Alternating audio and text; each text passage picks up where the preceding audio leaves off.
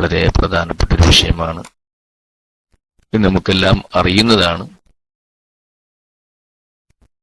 അതിനെ നാം നല്ലോണം സ്നേഹിക്കണം, ഖുർആനെ നല്ലോണം സ്നേഹിക്കണം.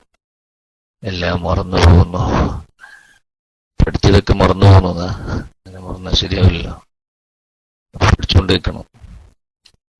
അപ്പം ചൊല്ലി പറഞ്ഞുകൊണ്ടേയിരിക്കുമ്പോ മറക്കൂല ഇൻഷാ അല്ലാഹ്.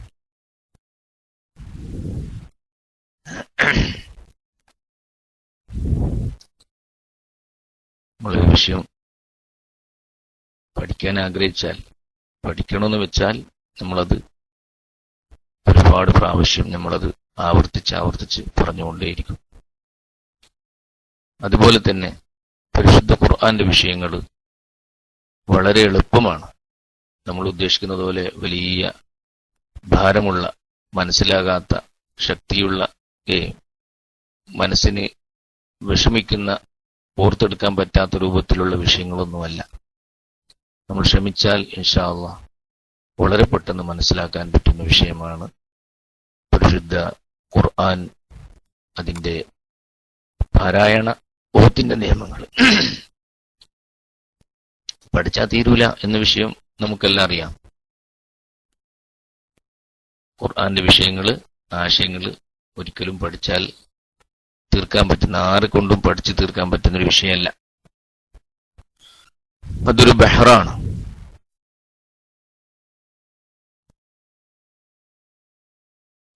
ആരും പഠിച്ചു പൂർത്തിയായിട്ടില്ല. ഇപ്പോഴും ഖുർആനെ സംബന്ധിച്ചിങ്ങനെ വിശകലനം ചെയ്തുകൊണ്ടിരിക്കുമ്പോൾ പുതിയ പുതിയ ഇൽമുകൾ കിട്ടിക്കൊണ്ടേയിരിക്കും. അത് ഖുർആന്റെ ഒരു പ്രത്യേകതയും കൂടിയാണ്. എങ്ങനെയായാലും ഒരേ വിഷയത്തിൽ തന്നെ പലവിധങ്ങളായ ആശയങ്ങളുണ്ടാവും. ഇത് നമുക്ക് പെട്ടെന്നത് മനസ്സിലാവുകയില്ല. ഫിഖിന്റെ ഒരു വിഷയം പറയുകയാണെങ്കിൽ അവിടെ ശാസ്ത്രീയമായൊരു വിഷയം കൂടി, അല്ലെങ്കിൽ നമ്മുടെ ഈ ഗോളശാസ്ത്രവുമായി ബന്ധപ്പെട്ട വിഷയങ്ങൾ, ഇങ്ങനെ ഒരേ ആയത്തിൽ തന്നെ പല വിഷയങ്ങളും ഉൾക്കൊള്ളുന്ന വിധത്തിൽ ഉള്ള ഒരു വലിയ സംഗതിയാണ് പരിശുദ്ധ ഖുർആന്റെ ആശയങ്ങളും അതിന്റെ കെട്ടും മട്ടും എല്ലാം. അതിലേറ്റവും ചുരുങ്ങിയത് എന്ന് പറഞ്ഞാൽ നാം മനസ്സിലാക്കേണ്ടിയിരിക്കേണ്ട ഒരു വിഷയമാണ് അതിന്റെ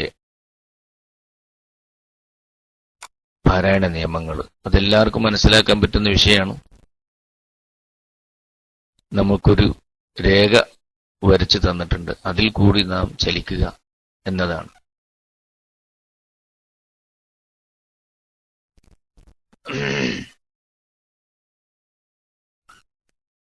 അപ്പോൾ ഒരു പേജ് നാം ഓതിയാൽ അവിടെ നാം ഒന്ന് കണ്ണോടിച്ച് നോക്കുക. ഓതിക്കഴിഞ്ഞ ശേഷം എന്താണ് അവിടെ ഉള്ള നിയമങ്ങൾ. ഇങ്ങനെ ഒരു സംഗതി ഞാനടക്കം ചിലപ്പോൾ ആരും ശ്രദ്ധിക്കാത്തൊരു വശമാണ്. ഒന്ന് ഓതിക്കഴിഞ്ഞാൽ, ഒരായത്ത് ഓതിക്കഴിഞ്ഞാൽ ഇപ്പോൾ ഈ ആയത്തിൽ എന്തൊക്കെ നിയമങ്ങൾ വന്നിട്ടുണ്ട്, പാരായണവുമായി ബന്ധപ്പെട്ട്, ഓത്തുമായി ബന്ധപ്പെട്ട് എന്തൊക്കെയാണ് വന്നിട്ടുള്ളത്. തൻവീനുകൾ വന്നിട്ടുണ്ടാവാം, മദ്ദിന്റെ ഹർഫുകൾ വന്നിട്ടുണ്ടാവാം, ലാം, റാ തുടങ്ങിയ അക്ഷരങ്ങൾ വന്നു കാണാം. അതുപോലെ സുക്കൂനുള്ള മീമ് വന്നിട്ടുണ്ടാവും, അല്ലെങ്കിൽ ഹൗ ലമീർ വന്നിട്ടുണ്ടാവും. ഇങ്ങനെ പലവിധങ്ങളായ വിഷയങ്ങൾ ഒരേ ആയത്തിൽ തന്നെ ഒരുമിച്ച് കൂടുമ്പോൾ അതൊരു വേള, ഒരു സമയം നമ്മൾ അതിനെ സംബന്ധിച്ച് ചെറിയൊരു വിശകലനം നടത്തുകയാണെങ്കിൽ നമുക്കത് നമ്മുടെ ഓർമ്മശക്തി വർദ്ധിപ്പിക്കാനും തെറ്റുകൾ കൂടാതെ ഇനി അങ്ങോട്ട് ഖിറാഅത്ത് നന്നാക്കാനും നമുക്ക് അവസരം ലഭിക്കുന്നതാണ്. അതിൽ യാതൊരു സംശയവുമില്ല. അല്ലാഹു തആല അനുഗ്രഹിക്കുമാറാവട്ടെ. മാഷാ അല്ലാഹ്. ഖുർആന്റെ ഓരോ വിഷയങ്ങൾ ഇങ്ങനെ വരുന്നുണ്ട്. വറത്തിലുൽ ഖുർആന തർത്തീല, അല്ലേ? ഖുർആൻ അതിന്റെ തർത്തീലായിട്ട് നമ്മൾ ഖുർആൻ ഓതണം. അതിന്റെ നിയമങ്ങൾ പാലിച്ചുകൊണ്ട് ഓതുക എന്നതാണ് അതുകൊണ്ട് ഉദ്ദേശിക്കുന്നത്. നല്ല ഈണത്തിലും ഖുർആനോതും നല്ല ഈണത്തിൽ ഓതാം. മൻ ലം യതഗന്ന ബിൽ ഖുർആനി വലൈസ മിന്ന എന്ന് ഹബീബ് റസൂലുള്ളാഹി സ്വല്ലല്ലാഹു അലൈഹി വസല്ലം പറഞ്ഞിട്ടുണ്ട്. നല്ല ഈണത്തിൽ ഓതാൻ കഴിയണം. അത് അതിന്റെ ഒരു ഭാഗമാണ്. ഖുർആനോത്തിന്റെ അത് ഭംഗിയാക്കുന്നതിന്റെ ഭാഗമാണ് തർത്തീലായിട്ട് ഓതുക എന്നുള്ളത്. അതെന്താണ്? ഉന്നത്തുകൾ വരുമ്പോൾ അത് ശ്രദ്ധിക്കുക, മദ്ദുകൾ വരുമ്പോൾ അത് ശ്രദ്ധിക്കുക. ഇങ്ങനെ ആ തജ്വീദിന്റെ അഹ്കാമു തജ്വീദ് സൂക്ഷിച്ച് ഓതുക എന്നത് ഖുർആനെ ഭംഗിയാക്കുന്ന ഒരു കാര്യമാണ്. ഉന്നത്ത് വരുന്ന സമയത്ത് അവിടെ ഉന്നത്ത് ചെയ്ത് നമ്മൾ ഓതണം. ഉന്നത്ത് കുറക്കരുത്. മദ്ദുകൾ വരുമ്പോൾ ആ മദ്ദുകളൊക്കെ സൂക്ഷിച്ചുകൊണ്ട് ഏത് തരത്തിലുള്ള മദ്ദുകൾ ആവർത്തിച്ച് വന്നാലും അതെല്ലാം അതിന്റെ മദ്ദിന്റെ ഘടന അനുസരിച്ച്, അതിന്റെ സാഹചര്യം അനുസരിച്ച് നാം അതിനെല്ലാം ഒരുപോലെ ആക്കാൻ ശ്രമിക്കണം. ഒരേ ആയത്തിൽ തന്നെ ചിലപ്പോൾ തബഴിയായ അസ്ലിയ മദ്ദിന്റെ ഗണത്തിൽപ്പെട്ട പല മദ്ദുകളും വന്നേക്കാം, അല്ലെങ്കിൽ ഫറയ്യ മദ്ദിന്റെ വകുപ്പുകൾ വന്നേക്കാം. അപ്പൊ അതെല്ലാം തന്നെ അതിന്റെ തോതനുസരിച്ച് നാം മദ് ചെയ്യാൻ ശ്രമിക്കേണ്ടതുണ്ട്. അതതിന്റെ ഒരു ഭാഗമാണ്. ഖുർആൻ ഭംഗിയാക്കുന്നതിന്റെ വലിയൊരു ഭാഗമാണത്. അല്ലാഹു തആല നമ്മെ അനുഗ്രഹിക്കുമാറാവട്ടെ. കുറെ കാര്യങ്ങൾ നാം പറഞ്ഞിരുന്നു. പിന്നിപ്പോ എവിടുന്ന തുടങ്ങണ്ടെന്ന് അറിയുന്നില്ല, ആ രൂപത്തിലാണ്. ഒരു വിഷയം പറയുമ്പോൾ ചിലപ്പോൾ ആരെങ്കിലും PM ചോദിക്കും, ആ വിഷയം എന്ന് പറയോ, മറ്റൊരു വിഷയം എന്തെങ്കിലും ഒരു പ്രത്യേക വിഷയത്തെ സംബന്ധിച്ച് PM കൂടി ചോദിക്കും. അപ്പൊ നമ്മൾ അത് പറയേണ്ടി വരും. പുതിയ ആൾക്കാർ ആരെങ്കിലും ഉണ്ടെങ്കിൽ, അല്ലെ, ചിലപ്പോ ക്ലാസ്സിൽ ഇതുവരെ കൂടിയിട്ടില്ലാത്ത ആൾക്കാർ ആരെങ്കിലും ഉണ്ടെങ്കിൽ, അതുപോലെ ഈ നമ്മുടെ ക്ലാസ് റൂമിൽ ചിലപ്പോൾ ഇന്നലെ ഉണ്ടായവരായിരിക്കില്ല ഇന്നുണ്ടാവുന്ന പുതിയ പുതിയ ആൾക്കാർക്കൾ വരുമ്പോൾ അവർക്ക് ചിലപ്പോൾ ഇതുവരെ അങ്ങനെ ക്ലാസ്സുകളൊന്നും കേട്ടിട്ടില്ലെങ്കിൽ കേൾക്കാനുള്ള അവസരവും കൂടി നമുക്ക് ഇതിൽ കൂടി ലഭിക്കുകയാണ്. അതിൽ വളരെ പ്രധാനപ്പെട്ട ഒരു ഭാഗമാണ് ഖുർആൻ പഠിക്കുന്ന ഒരാൾ ശ്രദ്ധിക്കേണ്ട ഒരു ഭാഗമാണ് മഖാരിജ്, അല്ലേ? ഈ മഖ്റജുമായി ബന്ധപ്പെട്ട് നമുക്ക് നല്ലൊരു ധാരണ ആവശ്യമാണ്. അങ്ങനെ ഒരു ധാരണ ഇല്ലാത്തവര് മഖ്റജ് എന്താണെന്ന് അറിയില്ല, അല്ലെങ്കിൽ എത്ര വിധമുണ്ട് അതിന്റെ വ്യക്തമായിട്ട് മഖ്റജ് അടിസ്ഥാനത്തിൽ അക്ഷരമാല അറിയില്ല, അങ്ങനെയുള്ളവർ ആരെങ്കിലും ഉണ്ടെങ്കിൽ PM ചെയ്താൽ നമുക്കത് അറിയാൻ പറ്റും ആരൊക്കെ ഉള്ളതെന്ന്. വിളിക്കലിരിക്കും ചിലപ്പം വിഷമമുണ്ടെങ്കിൽ അത് ഒഴിവാക്കാൻ വേണ്ടിയാണ്. അതെ, മഖ്റജ് അടിസ്ഥാനപ്പെടുത്തി നമ്മൾ ചെറിയ ക്ലാസ്സുകളിൽ അക്ഷരമാല പഠിച്ചിട്ടുണ്ട്, ഇല്ലേ? അലിഫ്, ബ, ത, സ, ജീം ഇങ്ങനെ തുടങ്ങി നമുക്കെല്ലാവർക്കും ഹർഫിനെ സംബന്ധിച്ച് അറിയാം. ഞാൻ അവിടെ നമ്മുടെ എപ്പോഴും ഈ മഖ്റജുമായി ബന്ധപ്പെട്ട് എപ്പോഴും ഓർമ്മിക്കാനും മഖ്റജ് തെറ്റാതിരിക്കാനും സൗകര്യപ്പെടുന്ന രൂപത്തിൽ മഖാരിജ് അനുസരിച്ചുള്ള അക്ഷരമാല നാം ക്ലാസ്സിന് തുടക്കത്തിലൊക്കെ പറഞ്ഞിരുന്നു.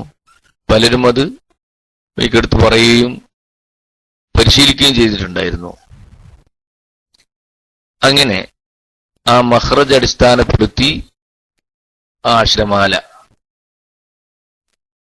പറയാൻ താല്പര്യപ്പെടുന്നവര് ഇതൊരു ഖിദ്മത്ത് എന്ന നിലക്ക് ഒന്ന് മതി, നമ്മൾ ഇങ്ങനെ പരീക്ഷിക്കുന്നല്ല, അങ്ങനെ തോന്നിപ്പോവരുത്.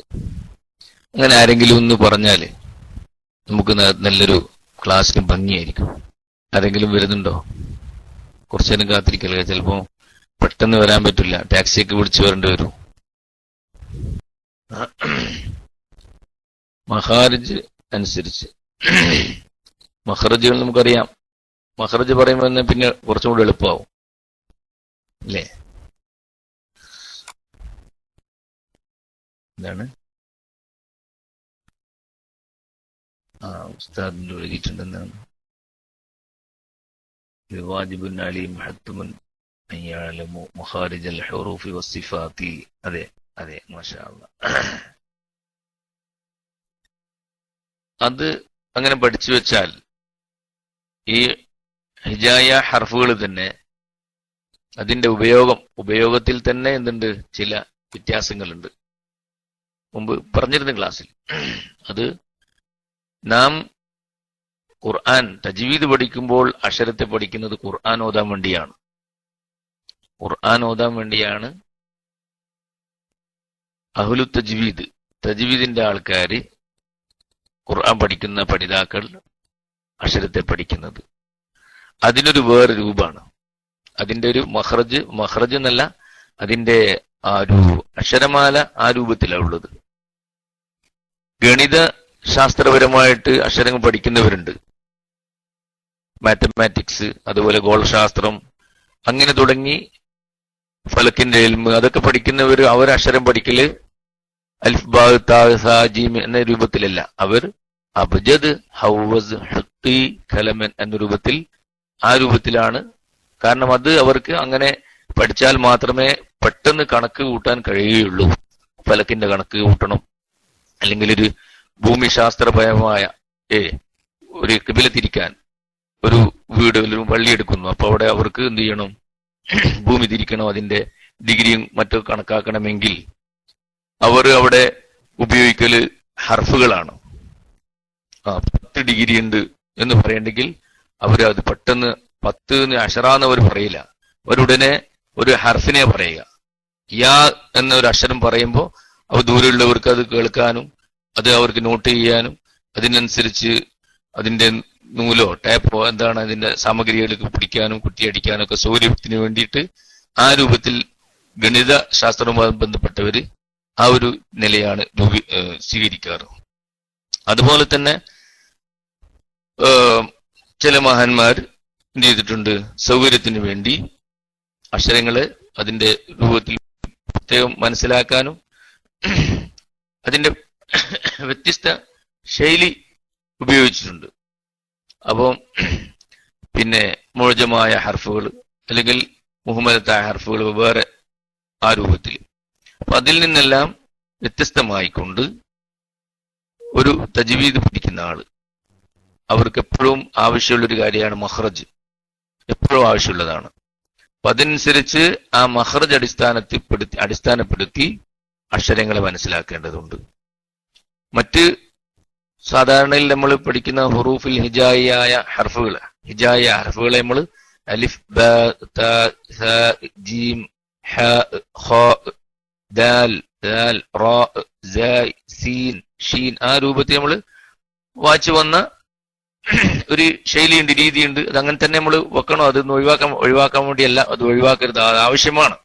അതോടൊപ്പം ഖുർആൻ പഠിക്കുന്ന ഒരു പഠിതാവ്, ഒരു നഹ്വല്ല, ഒരു തജ്വീദിന്റെ ആൾക്കാര് ഈ രൂപത്തിലൊന്ന് മനസ്സിലാക്കിയാൽ അവർക്ക് എപ്പോഴും നല്ലൊരു സൗകര്യമാണ്. പെട്ടെന്ന് ഒരു അക്ഷരത്തിന്റെ മഖ്റജ് ചോദിച്ചാൽ അല്ലെങ്കിൽ അത് നമുക്കത് പെട്ടെന്ന് മനസ്സിലാകണമെങ്കിൽ ആ ഒരു തർത്തീബ് അനുസരിച്ച് പഠിച്ചാൽ നല്ലതാണ്.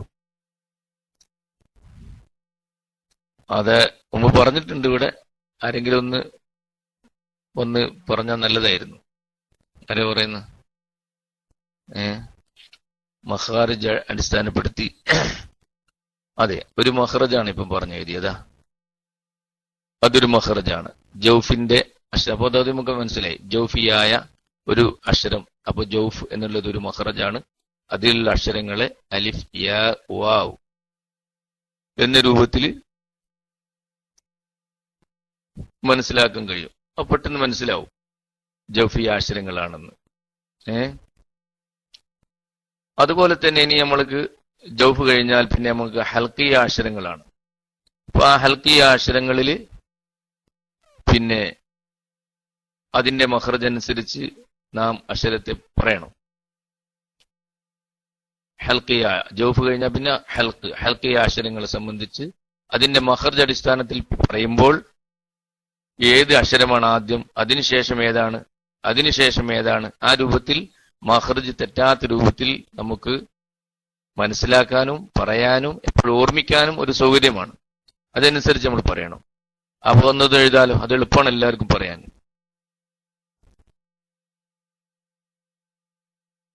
പറയാലോ, പറയുന്നില്ലെങ്കിൽ എഴുതിക്കോളി. ഇപ്പോ ഇവിടെ എഴുതിയില്ല. അതുപോലെ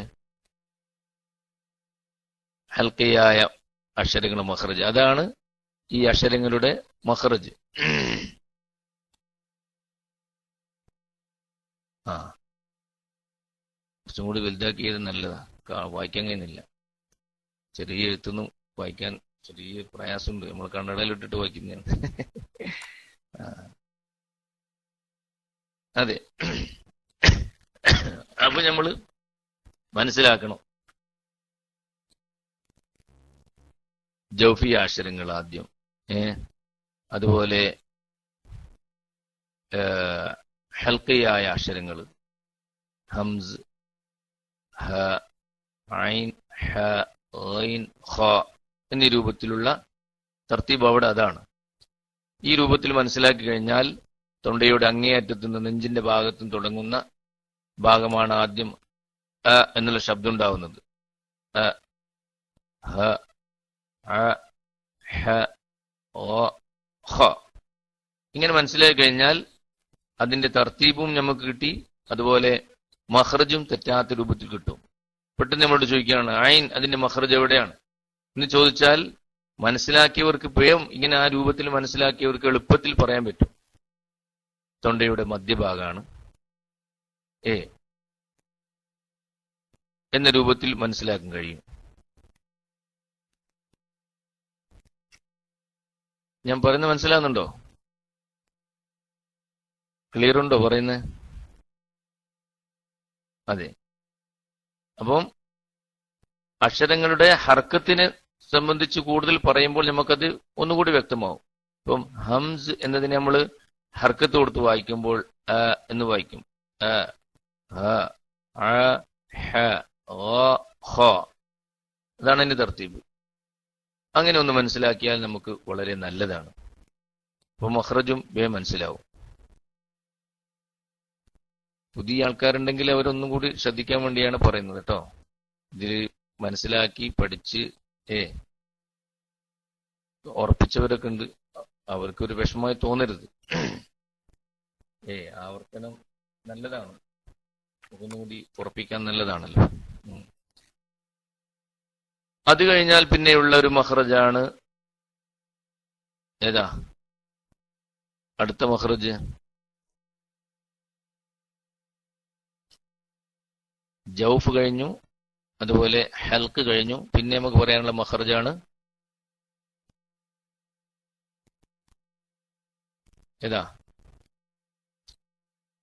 മഖ്റജ് ഏതാ? മഖ്റജ് ആം, പൊതുവായ മഖ്റജ്. പൊതുവായ മഖ്റജ് ഏതാ?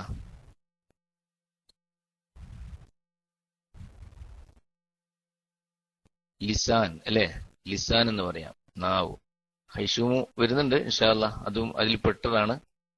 അപ്പോ അത് നമുക്ക് പറയാം ഇൻഷാ അല്ലാഹ്. ലിസാൻ എന്ന ഒരു പൊതുവായ മഖ്റജാണ്.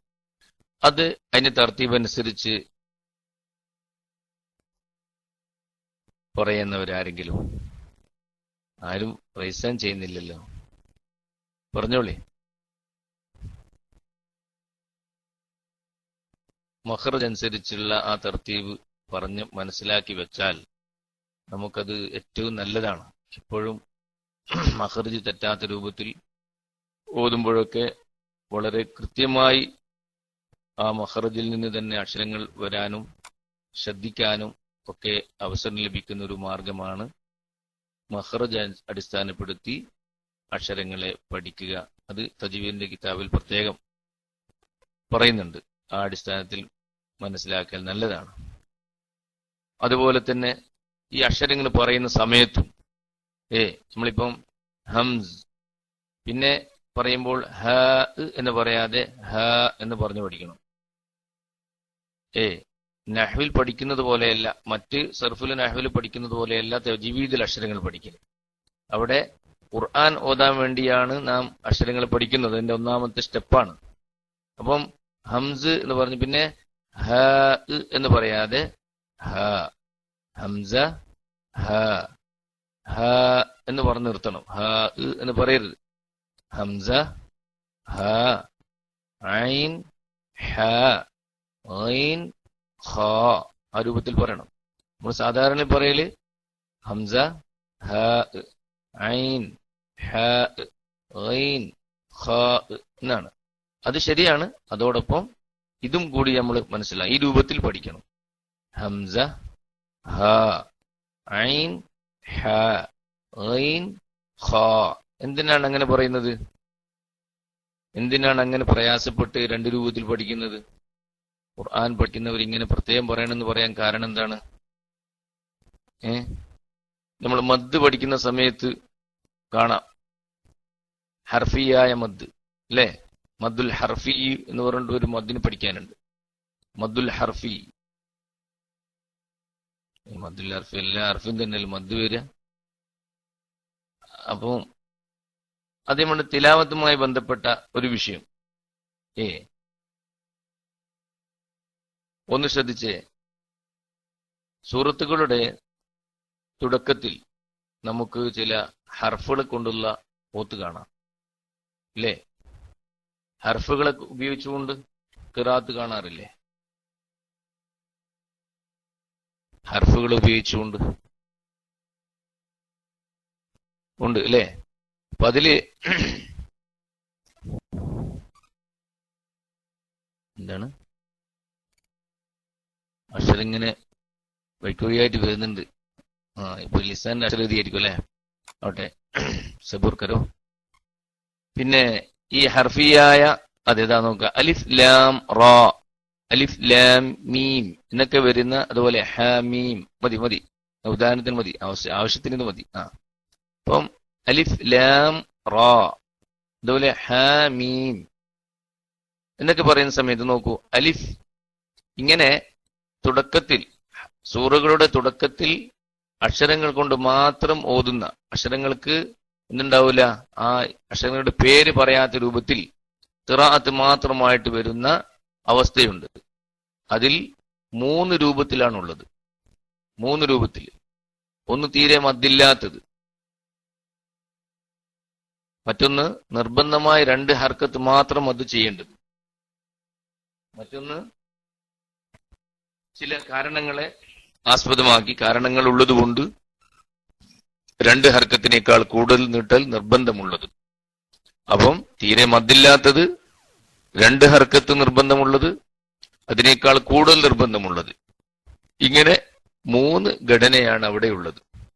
അപ്പൊ അതിൽ തീരെ മദ്ദില്ലാത്തതാണ് ഇപ്പോൾ ഇവിടെ അലിഫ് ലാം റാ, അലിഫ് ലാം റാ. അതിൽ 3 വന്ന് മാഷാ അല്ലാഹ്. അലിഫ് മദ്ദില്ലാത്തൊരു അക്ഷരാണ്. അങ്ങനെ 14 ഹർഫുകളാണുള്ളത്. നമ്മൾ ശ്രദ്ധിക്കണം, 14 ഹർഫുകൾ. അപ്പൊ അക്ഷരം പഠിക്കുന്നതിന്റെ, ഈ രൂപത്തിൽ അക്ഷരം പഠിക്കുന്നതിന്റെ പ്രാധാന്യം കൂടി ഇതിൽ കൂടി നമുക്ക് മനസ്സിലാക്കാൻ കഴിയും. അലിഫ് മദ്ദില്ലാത്ത രൂപത്തിൽ. സൂറകളുടെ ബിദായത്ത് സൂറ, സൂറത്തിന്റെ തുടക്കത്തിൽ കാണുന്ന ഹർഫുകളെ കൊണ്ടുള്ള തിലാവത്ത്. അവിടെ നമ്മൾ അലിഫുൻ എന്നോ അല്ലെങ്കിൽ വേറെ ഹർക്കത്ത് കൊടുത്താൽ അതിന്റെ പേര് നമ്മൾ പറയണം, അലിഫ് എന്ന് പറയാണ്. പിന്നെ അത് ആ രൂപത്തിൽ വായിക്കണം. പിന്നെ ഉള്ളത് ലാം ഇല്ലേ, അലിഫ് ലാം എന്ന് കൂടുതൽ 2 ഹർക്കത്തിനേക്കാൾ കൂടുതൽ നീട്ടിക്കൊണ്ട് അവിടെ വായിക്കൽ നിർബന്ധമാണ്. പിന്നെ കാണുന്നത് റാ എന്നാണ്. റാ 2 ഹർക്കത്ത് മാത്രം നീട്ടൽ നിർബന്ധമാണ്. കൂടുതൽ നീട്ടാൻ പാടില്ല, കുറക്കാനും പാടില്ല. അവിടെ അലിഫ് ലാം റാ എന്നല്ല, റാ എന്ന രൂപത്തിൽ റാ എന്ന് നമ്മൾ പറയില്ല, റാ എന്ന് പറഞ്ഞു നിർത്തും. റാ. അപ്പൊ അങ്ങനെ ഓതാൻ വേണ്ടിയുള്ള പരിശ്രമം, അക്ഷരത്തെ ചിലപ്പോൾ അങ്ങനെ ഓതേണ്ടി വരും. എല്ലാ അക്ഷരങ്ങളില്ലെങ്കിലും ചില അക്ഷരങ്ങൾ അങ്ങനെ വരുന്നത് കൊണ്ട് അതിനെ ഓതേണ്ടി വരും. ഉദാഹരണത്തിന് ഹൽക്കിയ അക്ഷരത്തിൽപ്പെട്ട ആണല്ലോ ഹ, ഹമീം. അവിടെ നമ്മളെ ഹാ മീം എന്നല്ല പറയുന്നത്. ഹാമീം ഹാമീം. അതുപോലെ ത്വാഹ ത്വാഹ ഉണ്ടല്ലേ, ഹ ഹ ഹൽക്കിന്റെ അക്ഷരാണ്. അപ്പൊ ഹംസ ഹ എന്ന് പറഞ്ഞു നിർത്തണം. ഹ. അപ്പോ ത്വാഹ. അവിടെ ഖിറാഅത്ത് അങ്ങനെ ഓതേണ്ടുള്ളത് കൊണ്ട് നമ്മൾ ഈ രൂപത്തിൽ വായിച്ചു വരുന്നു. അങ്ങനെ വായിക്കണം. ഹ. തജ്വീദ് പഠിക്കുന്നവര് അങ്ങനെയാണ് അക്ഷരത്തെ പഠിക്കേണ്ടത്.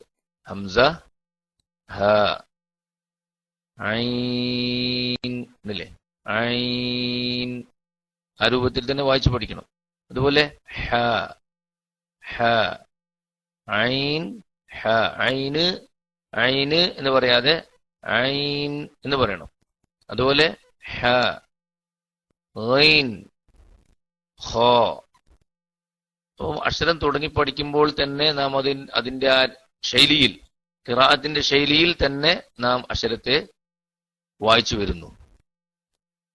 അങ്ങനെ ഹൽക്കിയ അക്ഷരങ്ങൾ കഴിഞ്ഞാൽ പിന്നെ നമുക്ക് മനസ്സിലാക്കാനുള്ളത് ലിസാൻ എന്ന ഒരു പൊതുവായ മഖ്റജാണ്.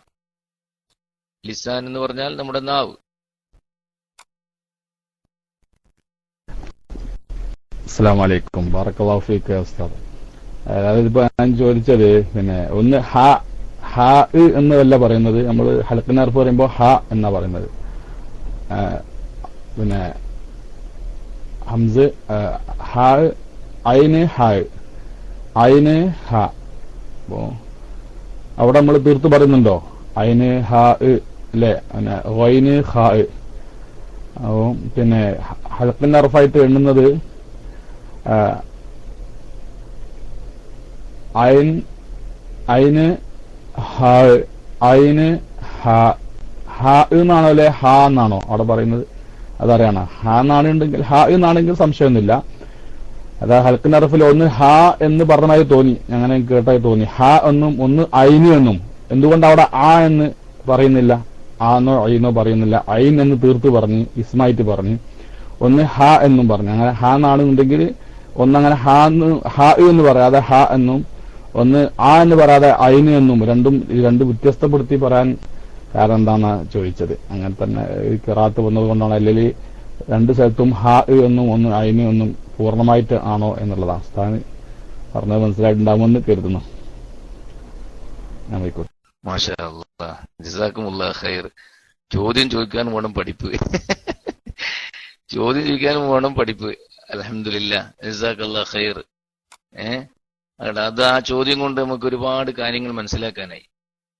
ഒരേ മഖ്റജിൽ നിന്ന് രണ്ടക്ഷരം വരികയാണ്. വളരെ ശ്രദ്ധിക്കേണ്ട ഒരു വിഷയം തന്നെയാണ്. അത് അതിലേക്ക് നമ്മുടെ ശ്രദ്ധ വരാൻ വേണ്ടിയാണ് ഉസ്താദ് ചോദിച്ചു. ഉസ്താദിന് തിരിയായിട്ടല്ല, നമ്മൾക്ക് ആ വിഷയം ഒന്നും കൂടി ശ്രദ്ധിക്കണം. ഞാൻ പറഞ്ഞത് പോരാ എന്നതിലേക്കാണ് സൂചന. അതൊന്നും കൂടി വ്യക്തമാക്കണം. ശരിയാണത്. അവിടെ ഇപ്പോ മദ്ദിന്റെ ഹർഫുകൾ വരുന്നത് തന്നെ നോക്കുക, ഈ രൂപത്തിൽ നമുക്കതിനെ എഴുതാം. ഞാൻ ഒറ്റ മിനിറ്റ് അവിടെ നോക്കൂ. കേൾക്കുന്നുണ്ടല്ലോ? എന്താ സനത് വേണമെന്നാ ചോദിക്കുന്നത്? പടച്ച റബ്ബേ, ഇതിന് സനത് വേണോ? സനതിന്റെ ആളുണ്ടാ? മായ്ക്കില്ല. ഇത് മാച്ചകളല്ല. ഇത് എന്നെ എഴുതാൻ കഴിയില്ല. ഞാൻ വളരെ പ്രയാസപ്പെട്ട് ഇതൊക്കെ ചെയ്യുന്നു. സൗണ്ട് അല്ലേ? സോറി. ഇത് നോക്കിയാ, ഇനി ഒന്ന് അടിക്കല്ലോ, ഒന്ന് പ്ലീസ് അടിക്കാതെ നോക്കി, എഴുതിയിലേക്ക് ഒന്ന് നോക്കിയേ. ഹംസ ഹ ഹംസ ഹംസ. അപ്പൊ എഴുത്തിലും നമ്മൾ വായിക്കുന്നതിൽ വ്യത്യാസമുണ്ട്. എഴുതുമ്പോൾ ഒറ്റ ഹംസ് മാത്രം നമ്മൾ എഴുതുന്നുള്ളൂ. അത് വായിക്കുമ്പോൾ ഹംസ ഹംസ. അപ്പൊ അതിൽ തന്നെ ആ വായനയിൽ നമുക്കൊരു നിയമം പഠിക്കാനുണ്ട്. അപ്പൊ ഹംസത്ത് എന്ന് പറയുന്നില്ല, ഹംസ എന്ന് പറയുന്നു. അപ്പോ ഹാത്ത വന്നാൽ അവിടെ ഹായിൽ വഖഫ് ചെയ്യണം എന്നുള്ള ഒരു പഠനം അവിടെയുണ്ട്. പിന്നെ പറയുന്നത് ഹ എന്നാണ്. ഹ ഹ. അപ്പം മദ്ദിയ ഹർഫ് വരുന്ന സമയത്ത് അവിടെ നോക്കൂ, ഇവിടെ ഹ എന്ന് പറയുമ്പോൾ നമുക്ക് അസ്ലിയ ഒരു മദ്ദ് അവിടെ കിട്ടുന്നുണ്ട്. ഹ ഹ എന്നുള്ളത് അതിന്റെ ഹർക്കത്ത്, രണ്ട് ഹർക്കത്താണെന്ന് മനസ്സിലാവുന്നു. അതുപോലെ ഇവിടെ ഐൻ ഹ ഐൻ ഹ നമ്മൾ ഈ രൂപത്തിൽ തജ്വീദിൽ പഠിക്കുന്നവര് ഹർഫുകൾ പഠിക്കുന്ന സമയത്ത് ഈ രൂപത്തിൽ പഠിക്കണം. പിന്നെ അവിടെ എന്താണ് ഐൻ എന്ന് പറഞ്ഞതിന്റെ ഉദ്ദേശം, അവിടെ ആ അക്ഷരത്തിൽ കൂടി വേറൊരു പഠനം കൂടി നമുക്ക് തരുന്നുണ്ട്. നേരത്തെ നമ്മൾ ഹ അല്ലെങ്കിൽ ഹ എന്ന് പറഞ്ഞ സമയത്ത് ഫതഹിന് ശേഷം അവിടെ അലിഫ് വന്നു. അപ്പൊ നമ്മൾക്കത് എന്തായി? മദ്ദശരമായിട്ട് കണ്ടു. ഹ. ഇവിടെ ഐൻ, ഗൈൻ തുടങ്ങിയ ഇസ്മുകളിൽ അതിന്റെ അക്ഷരത്തിന്റെ പേര് പറയുന്ന സമയത്ത് ഐൻ അതുപോലെ ഗൈൻ എന്ന് പറയുന്നു. അവിടെ ഫത്ഹ് എന്ന ഒരു ഹർക്കത്താണ്. അവിടെ ഇപ്പൊ ഐൻ എഴുതു 3 അക്ഷരം ഉണ്ടാകുക. ഐൻ എന്ന് എഴുതുമ്പോൾ 3 അക്ഷരം ഉണ്ടാവുമല്ലോ. ആദ്യം ഫത്ഹ്, പിന്നെ സുക്കൂനുള്ള യാ, പിന്നെ നൂന് വരുന്നു. അപ്പൊ അവിടെ ആ അക്ഷരം പറയുന്ന സമയത്ത് തന്നെ നമുക്കൊരു ഒരു ഇൽമ് അതിൽ കൂടി നമുക്ക് തരുന്നുണ്ട്. ഒരു മദ് പഠനം അവിടെയുണ്ട്. ലീനിന്റെ പറ്റി പരിചയപ്പെടുത്തലുണ്ട്. ലീനിന്റെ ഹർഫാണ് ഐൻ എന്നുള്ളതിലുള്ള യാ എന്താണ്? ഒരു ലീനിന്റെ ഹർഫാണ് എന്നുള്ള പഠനവും കൂടി ഈ അക്ഷരത്തിൽ കൂടി നമ്മൾ പഠിപ്പിക്കുമ്പോൾ അതിനനുസരിച്ച് ഐൻ, ഐന് എന്ന് പറയാതെ ഐന് എന്ന് പറയാതെ ഐൻ എന്ന് പറയണം. കാരണം അവിടെ ഈ ലീനിന്റെ ഹർഫ് അതിനുശേഷം സുക്കൂൻ ഉണ്ടാകുന്നു. അത് സ്ഥിരമായ സുക്കൂനാണ് എന്ന് നമ്മൾ മനസ്സിലാക്കണം. ഐനുൻ എന്ന് പറയരുത്. ഹംസ, ഹ, ഐനുൻ എന്നല്ല പറയേണ്ടത്. ഇവിടൊക്കെ ഈ അക്ഷരം പഠിക്കലോടുകൂടി മദ്ദുകളെ പറ്റിയുള്ള ഒരു പഠനം കൂടി ഇതിലുണ്ട്. അതുപോലെ ഇതിന്റെ പ്രാധാന്യം, ചില പ്രത്യേകമായ ശൈലി, അതും കൂടി അതിന്റെ രഹസ്യത്തിൽപ്പെട്ടതാണ്. അപ്പോ ഐൻ, ഹ, ഗൈൻ, ഹോ, അപ്പൊ ആ രൂപത്തിൽ പറയണം. അപ്പൊ അവിടെ ഇപ്പൊ എല്ലാ അക്ഷരവും വരണമെന്നില്ല. ഉദാഹരണത്തിന് നമ്മളവിടെ അപ്പൊ അങ്ങനെ ഖിറാഅത്തുള്ളതുകൊണ്ട് ഖിറാഅത്ത് അങ്ങനെ വരും. ഇപ്പൊ സൂറത്ത് മറിയം നമുക്ക് അവിടെ നോക്കാം. സൂറത്ത് മറിയം നോക്കാം.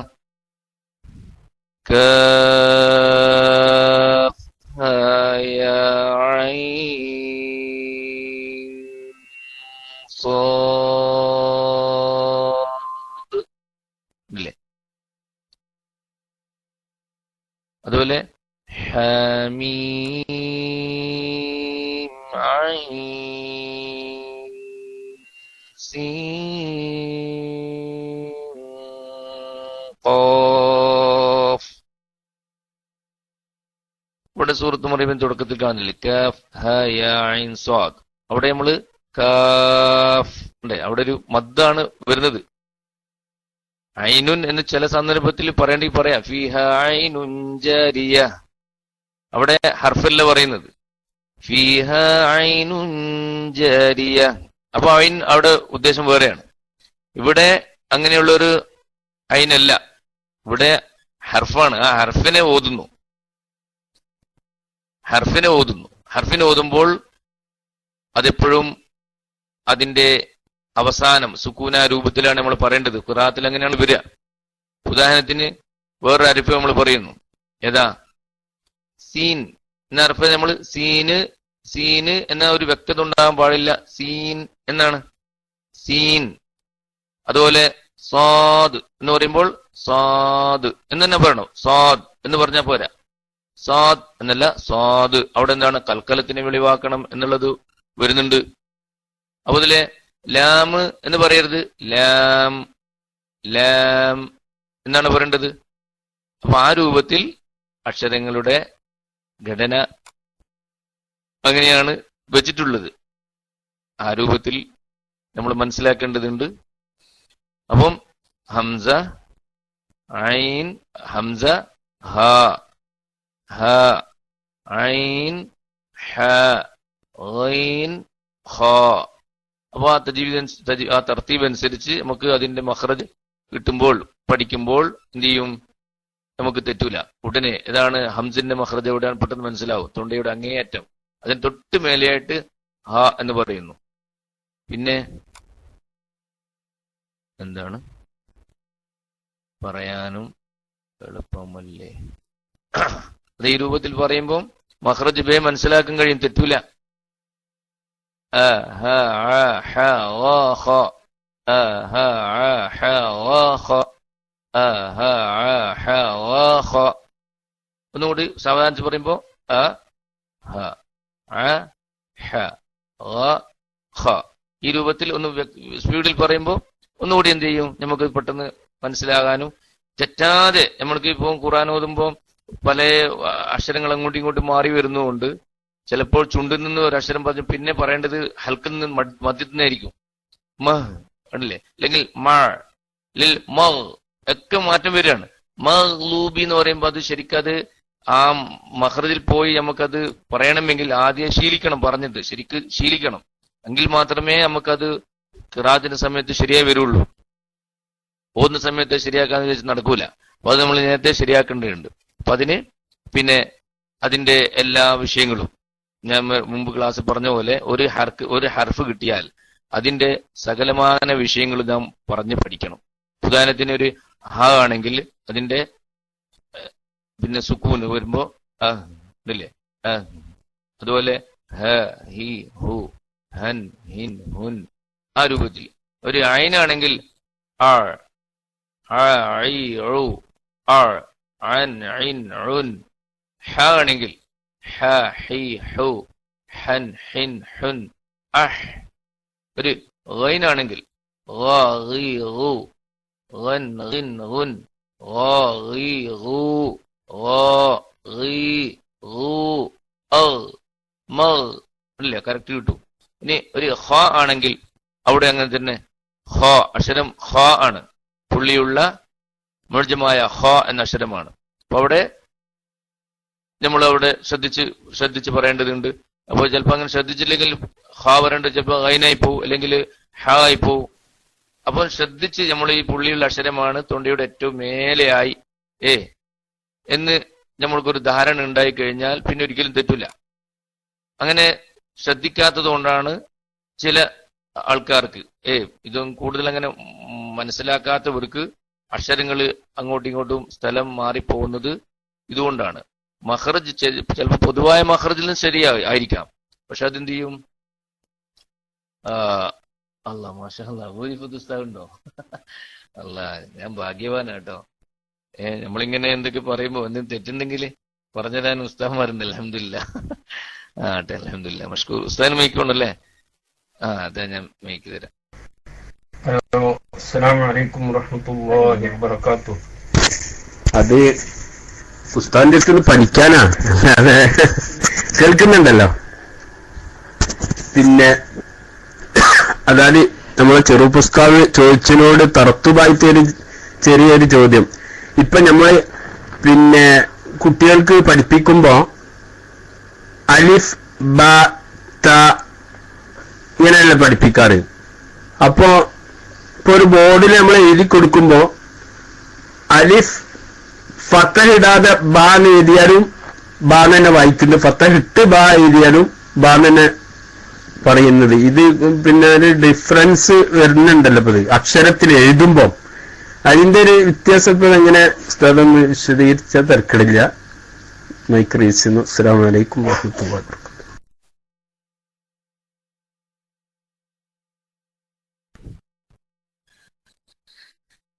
വഅലൈക്കും അസ്സലാം വറഹ്മത്തുള്ളാഹി വബറകാതുഹു. മാഷാ അല്ലാഹ്, നല്ല ചോദ്യമാണ്.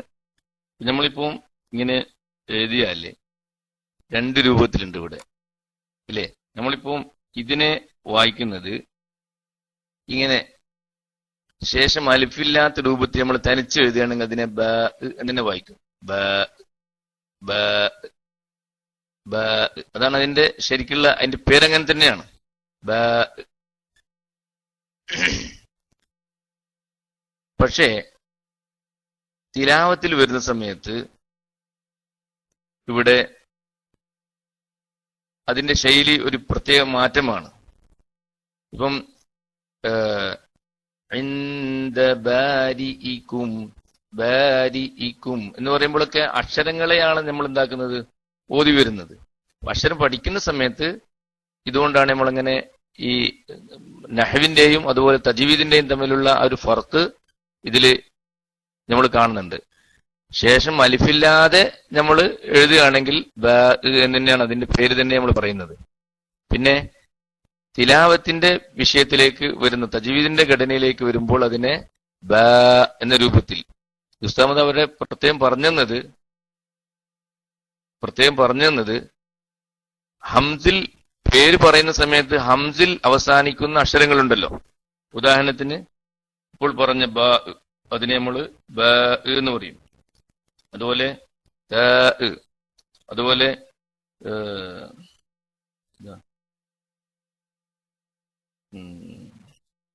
ഉദാഹരണത്തിന് ഹംസിൽ അവസാനിക്കുന്ന പേര് പറയുമ്പോൾ അക്ഷരങ്ങൾ പറയുന്ന സമയത്ത് ഹംസിൽ അവസാനിക്കുന്ന അക്ഷരങ്ങളുണ്ടല്ലോ. അപ്പം യാ, അതുപോലെ ത, ഹ, ഖ എന്നീ പറയുന്ന സമയത്ത് ഹംസിൽ പേര് പറയുന്ന അക്ഷരങ്ങളുടെ ആ പേര് പറയുന്ന സമയത്ത് ഹംസിൽ അവസാനിക്കുന്ന അക്ഷരങ്ങളൊക്കെ ഹംസ് കളഞ്ഞുകൊണ്ട് പറയണം എന്ന് ഉസ്താദ് പ്രത്യേകം പറഞ്ഞു തന്നിട്ടുണ്ട്. അപ്പൊ ആ രൂപത്തിൽ ബ, അവിടെയാണ് തജ്വീദിന്റെ ഖിറാഅത്തിന്റെ രൂപത്തിലേക്കുള്ള പഠനം എന്ന് പറഞ്ഞത് എന്ന് നമ്മൾ സാധാരണക്കാരായ ആൾക്കാർ മനസ്സിലാക്കിയ നല്ലതാണ്. ബ, നമ്മളിപ്പം കിതാബിൽ നമ്മൾ മറ്റു രൂപത്തിൽ പഠിക്കുമ്പോൾ ബ എന്ന രൂപത്തിൽ തന്നെ പഠിക്കണം. അലിഫ്, അലിഫുൻ വ ബഉൻ തഉ സഉൻ ജീമു തഉൻ ജീമുൻ എന്ന രൂപത്തിൽ. അവിടെ ഈ ഖിറാഅത്ത് വരുന്ന സമയത്ത് അക്ഷരങ്ങളുടെ ഉദാഹരണത്തിന് ഒരു അക്ഷരം നോക്കുക, യാസീൻ എന്ന് പറയുമ്പോൾ നമ്മൾ അവിടെ എന്ത് ചെയ്യുന്നു? യാ എന്ന് പറഞ്ഞു. പിന്നെ സീനുൻ എന്ന് നമ്മൾ അക്ഷരത്തെ പറഞ്ഞ അങ്ങനെ പറയില്ല, സീൻ എന്നാണ്. അവിടെ ഒരു നിയമമാണ്. ഖിറാഅത്ത് അങ്ങനെയാണ് വേണ്ടത്.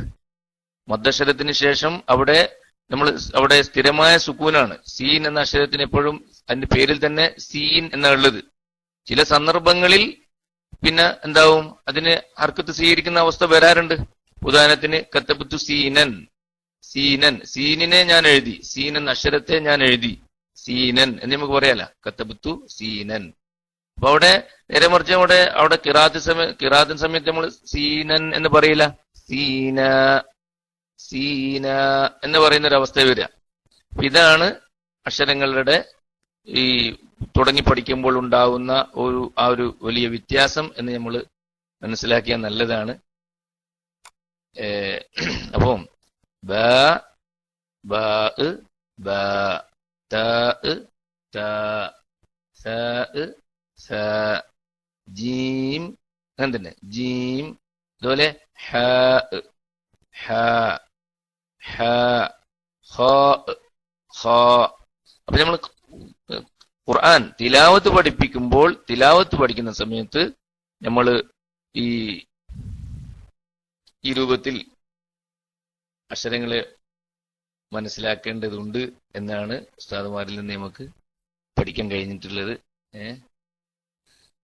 അൽഹംദുലില്ലാഹ്. അപ്പോ ആ അക്ഷരങ്ങളെ ജൗഫി ആ രൂപത്തിൽ. അസ്സലാമു അലൈക്കും.